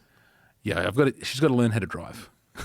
That's it? She's got to learn how to drive. That's the big holdup? That in Austin, that was a big problem for last year. Driving's not that hard. I keep saying it. But she'll learn. Yeah. I believe in her. We'll figure it out. She's happy there. And also, I have beautiful friends. She's and happy. I love my church. Where's there? Oh, sorry, in Adelaide. Okay. And I said this, I struggled to find a parish here. I struggled to find a church. And I've realized that's very important for me. That if I don't have I love my priest. There's something about immigrating that is bad for do you know what I mean? Like, even though Australia has so many problems, there's something inside of me that is an Australian person. And America is maybe the most welcoming country to immigrants in the world. But I do feel some sense that I'll never get to be an American. Why not? America's a melting pot. Yeah, but it's like melting very Australians. slowly. No, it's not. There's a lot of chunks in there that haven't blended in with the other parts of the pot. Bullshit. All You have don't to think do, so? No. You fucking pop over here and you start doing arenas, you'll feel American as fuck. I tell you, Okay? It's just sometimes. a matter of you achieving a financial level Yeah. of success that's commensurate with your talent. That's I will all it say, is. Sometimes when the flag is going and the fireworks are popping off in the Feel like sky, an American. I think I'm going to calm. Yeah. It's crazy. But Yeah. like in my heart, Dude, you I could see the fit. eagle in my mind. If you started doing really well out here, you'd fit in really well. I'm in- and every time you do podcasts, every time you do specials, Yeah. every time you put something out on YouTube and do Kill Tony, it all just compounds. Like, that's why I was telling you, like, this is the terrible time for you to leave because you're literally on the launching pad. I know. And you look at how guys like Shane went from, being a respected comedian in New York to being a fucking giant national talent Yeah. after the SNL stuff. Like, it's just about being good and getting the message out there. And if you're good, people love comedy. They'll find you, man. They'll embrace you. I'm going to cry. You were really lovely to me when I had to go. And the things you said about me and how, anyway, I won't go into, I can't. I've had one glass of whiskey now, and if I talk about my emotions and whatever, I got to stop. Well, you're really talented, and it's not often in life where someone gets to find themselves in a position like you were in, where you were being embraced by all these very successful other comedians that were willing to help you. Yeah. So all these podcasts you go on, it was just a matter of time for you where you took off. Just a matter of time. You were right there. And the talent is the most important thing. The most difficult thing is to be good. So Yeah. once you get past that, then it's just about letting the world know. Well, this is a really good time to The let the world magic know. of getting to I did 3 sets last night and 2 sets the night before. And I just something is, Exciting, right? you just have a little idea at the first one. It's like, Uh-huh. I changed that a little bit. And then the game of it starts again. And I'm very happy right now. It's like, honestly, I get to do it even just every night for the next month and a bit. I get to do like 1 or 2 hours every single night and spots around town all this week. Yeah. It's You're going to like have a a hard kid in a time candy going shop. back to Australia, staring at those fucking kangaroos. Yes, I am. It'll be fun. So do you think There are that gigs you could envision a scenario where your wife would be open to try it again? Yeah. Okay. But I don't know when, and I don't know how it will work. And I do love Adelaide. Like when I'm there, I have some sense of being at home that is profound. Mm-hmm. Like I look up at the sky and I feel like there's a roof over me, like in a comforting way. Like you belong there. Yeah. But it's also maybe the worst place to develop as I mean, we've had great stand-ups come out of there. And I love Adelaide. And, and there are people running rooms, but we don't have a club. We don't have a club. We don't have one club going. It's a city of 1.4 million people, and there's no. We have places where they do comedy, but in terms of like a bar? Thursday, Friday, Saturday, early show, late show, lineup shows, 10, 15 minutes. It's not there. But do you have enough talent to support a club?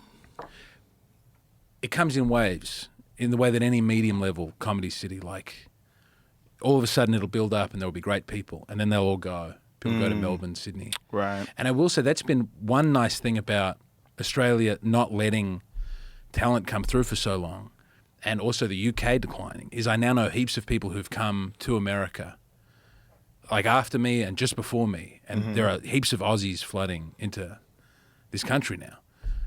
My best friend Amos Gill just got passed at the Cellar, and I'm so proud of him. Oh, that's awesome. He's just gigging all the time, and he just recorded a special in Denver. Nice. Yeah. And it's like Blake Freeman is doing well. And I get all these Aussies are hitting me up and go, can you get me into the mothership? And it's like, well, not you, but, maybe some other ones. I don't know. That's the problem, right? I don't know how many I've put on in front of Adam on the Mondays, but I've had to stop. Yeah. Just I'll some do one or people, two more. you can't use up that currency on people that No. don't deserve it, Because you want to help people, but Yeah. you can't. They have to be ready. And they have to put in the work. There's a lot of people Yeah. that think you're going to provide them with a shortcut, and they really haven't prepared properly. Yeah. And they haven't put in the work to get to that point. We had a few of those guys come from L.A. that were like their careers had floundered horribly in L.A. due to laziness and Sure. fill in the blank. And then they tried to like restart themselves in Austin. I'm like, no.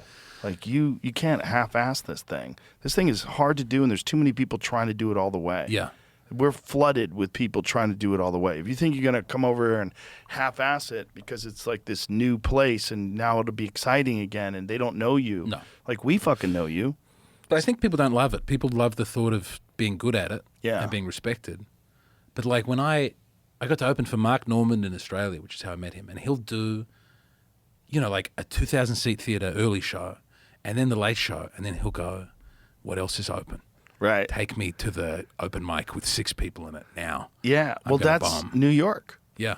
New York. He's got a great documentary that they just released. It was about, such a good idea. I was furious. Yes. I wanted to do that with women. What do you mean? It was just this thought of you only have women in the audience or you only have one kind of person. No, you're not. You not didn't that let me documentary? finish. Oh, I'm You didn't sorry. let me I apologize. finish. I apologize. No, it's a documentary about him getting ready for a special. Okay. So when he's getting ready for a special, he's working out the jokes at all these different places and showing how he goes up at the stand, then he goes up at the Right. cellar, and then he traveled and talking about the development of all these bits, about how the bit came together when he added this new line, and so it shows him working all this stuff out on the way to doing this special in Boulder. I didn't mean to interrupt. I didn't know about that. Yeah, it's a new one. He just put it out like 14 days ago. Do you know maybe? the other show that he's done? Yeah. The other show with all the wokies in the audience. Yeah. How many shows is he doing? Oh, he's an animal. he's got incredible work ethic and constantly writing. Yeah. You've seen his pile of notes that Yes. he keeps in his pocket. He does not have a folder. I'm like, bro, you're gonna break your back. Yeah. You can't sit on a rock like that. He's got this. He's siphoning through them. Yeah. But he really loves it. He wants to be doing it. Did you find that Norman thing? It's pretty cool. Does the bit work out and get into the special? Well, it's not just a bit; it's Yeah. a lot of bits. But it's like him showing like what the behind the scenes is like. Him showing him rushing from one club to go to another place to do a spot. Yeah. Checking the lineups. Okay, I could do this, and then I can leave here and go down the street, and then be back for the 10 o'clock show. It's really interesting. Because especially for people that don't know what it's like, so there is Pushing Boulder is what it's called. Oh, it's long. It's a proper document. Yeah. Yeah, it's really good, dude. And for a comic, it's really fun. They catch him in the toilet in the beginning, like he's in Boulder, I mean, that is what Colorado. every hotel room looks like Yeah. on the road.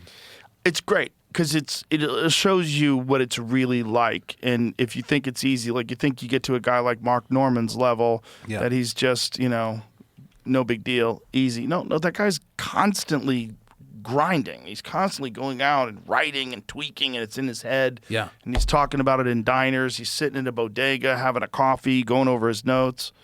It's really cool because that's the real process. What's the willingness to be bad again? Mm-hmm. Which is, no one wants to do that. No one wants to have a special come out and have to start again and have to suck.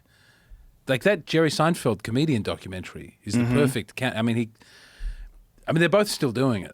What's the other guy's name? Orny? Yeah, Did you know Orny? I did not. Orny Adams. He does not come across great in that documentary, but he's still out there. People I are feel still like going. they did that to him on purpose to make Jerry more likable. You That's think what they my did him dirty? impression was. I felt like that's why they picked him. Yeah. I felt like they decided to pick a guy who's like way less likable, and it makes Jerry look great. Well, I mean, the ending Especially is at the time, because he's a young guy at the time. Yeah. He's really new to comedy. I mean, he wasn't doing getting- comedy that long. And then the final scene is Cosby, right? Crazy. Yeah. Yeah. He just loved the work. I think Cosby's... Is he not touring anymore? He's out. He's retired? out of jail. They let him out. Did you see But he's blind now. I mean, he can still get up. I'm sure he can still throw down. Think so? There was... I think they let him. He did a round of gigs just before the first... Like, when the trial started. But the allegations were out. Did Yeah. you see that? No. He was doing crowd work I knew he about was it. doing it. He was? He was doing crowd work? Yeah, there's a line that came out. I don't think anyone got a recording, but people wrote it down. That he was he's riffing with the crowd, and a lady gets up and goes to the bathroom, and he says, "You going away? What's your drink?" He gets a big pop. Wow. Yeah, he's still got it. That's crazy. That's a crazy thing to He say. probably was doing bad stuff, but still. 100%. No? I would say. I had heard about that in the 90s. I heard about that on the set of News Radio, and I was like, what? The drugging? Yeah, that he drugged women. I heard about it in the 1990s. I couldn't believe it. I was like, what? Bill Cosby? Was this widespread? People knew about this at the People time? in Hollywood knew. Yeah. Actors. So actors, it was an actress that actually told me that Bill Cosby drugs women. But then everybody who had him on like a Tonight Show or a Late Show or was doing a fun interview with him must have heard. I don't know.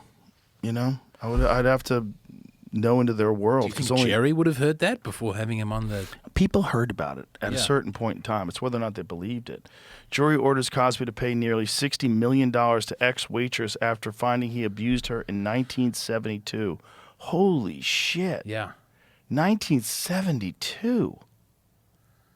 Have you seen his Facebook page? What? His Facebook He's got page. a Facebook? Yeah, and well, it was while he was in prison. They were still updating it, and it's a very pro-Cosby. There's like Team Cosby that's still trying to keep the reputation positive. Boy. Yeah, there's a lot of delusional people out there. I think they're on the payroll. They got to be. Could be. I mean, he still probably has a lot of money. The Cosby Show was a tremendous hit. The records are great. They were great.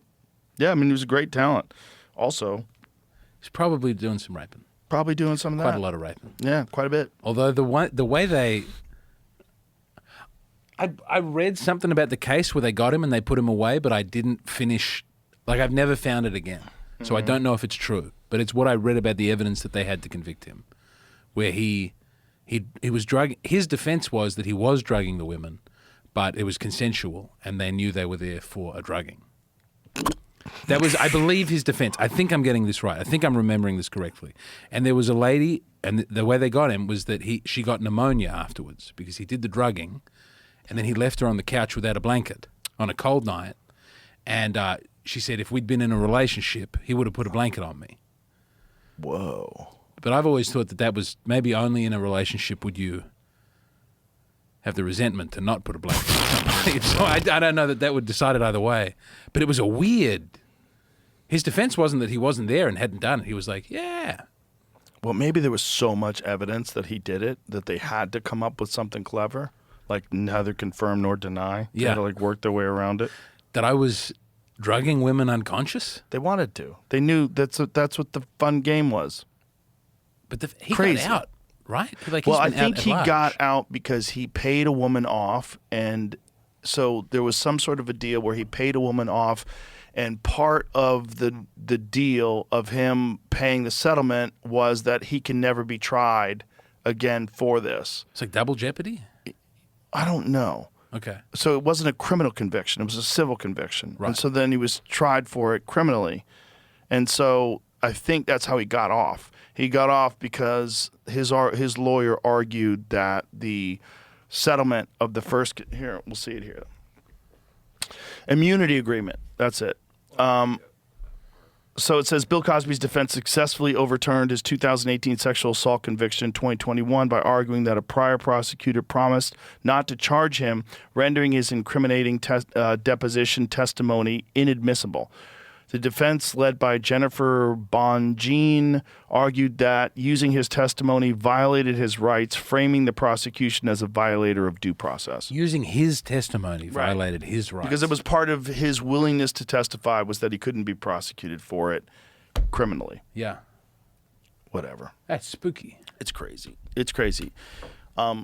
It's just crazy that this guy did this for decades. Yeah. It's not like there's a story of one weird night where someone woke up and had a headache and go, I think this motherfucker put something in my drink. No, it was decades. And it was also like he joked around about it in the Cosby Show.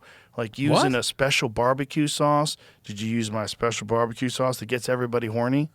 I didn't know about this. Oh, yeah. I knew about the find Spanish fly joke. That I was a remember. bit, yeah, about Spanish fly. And he also did that bit, I believe, on The Tonight Show. He talked about it. He talked about on The Tonight Show giving people Spanish fly, like giving people a drink that would make them horny. But there was an Special episode. horny barbecue sauce? Yeah. He had a special barbecue sauce that would make people horny on The Cosby Show. Look at this. Well, it certainly is nice to see them work things out for themselves. They haven't worked anything out for themselves. It's my barbecue sauce. Oh, gee. Your barbecue sauce. My barbecue sauce. Haven't you ever noticed after people have some of my barbecue sauce, after a while when it kicks in, they get all huggy-buggy? Oh, stop. I'm dead serious. Haven't you ever noticed that after one of my barbecues and they have the sauce, people want to get right home? What's the music? Let me tell Look you at these something people. else. I got a cup of it up on the night table, and Oh, Bill. I got a cup of it, I said. Left it up there breathing. Why don't you give the chicken to these people that's going up and have some sauce? So here's the rest of the chicken, you guys. Creepy, right? Like, that was his move. That music was not part of the original Cosby Show. I wish it was. Yeah. It would have been great if it was. I had never seen that before. Yeah. My special barbecue sauce. Yeah. Do you remember, there's a Seinfeld episode where he drugs a woman so he can play with her toys. Am I getting that right? Is that true? Yeah, there's an episode where there's some sort of like sleeping medication. And he gives it to her so he can play with her toys. What kind of toys does She she has have? like figurines and collectibles that he wants to play with. And so he He like, doesn't want her to know? he date rapes the woman. He doesn't have sex with her. He gets her Oh, unconscious God. so that he can play with her figurines. I think that's ridiculous. the secret date rape Seinfeld episode. Am I getting that right? The drug. Jerry uses food with high tryptophan, turkey, or medicine to make her drowsy, which he brags about doing multiple times. Wow. He's obsessed with playing with Celia's pristine toys, including an original G.I. Joe and a Mattel football game. 1997. Special barbecue sauce is. Creepy as fuck. I want to sample that and rap. He sounds. He's also. I know. It was The very, whispering. Yeah, I didn't like it. Makes me uncomfortable. I mean, the man's got timing. We got to say, the delivery is unquestionably. Well, he's got a lot of practice in saying things like that. I wonder if he's not still on the road. He can't still be. I don't think he's doing anything. I think he's probably in hiding. He's like I a mean, 95-year-old man. He's a now. 95-year-old man. I think he's at least partially blind Yeah.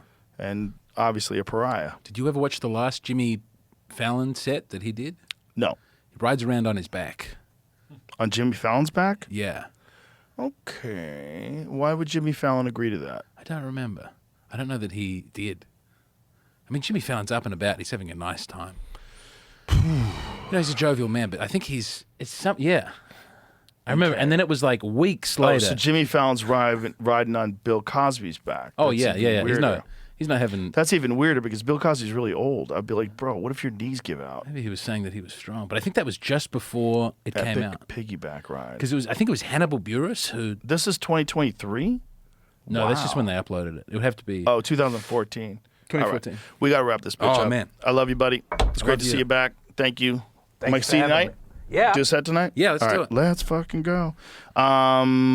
Instagram, what's your handles? JDF McCann, the James Donald Forbes McCann Catamaran Plan. Big podcast. It's a very small podcast. My man. Thanks All for right, having beautiful. me. Thank you. All right, My God bless pleasure. you. All right, bye, everybody.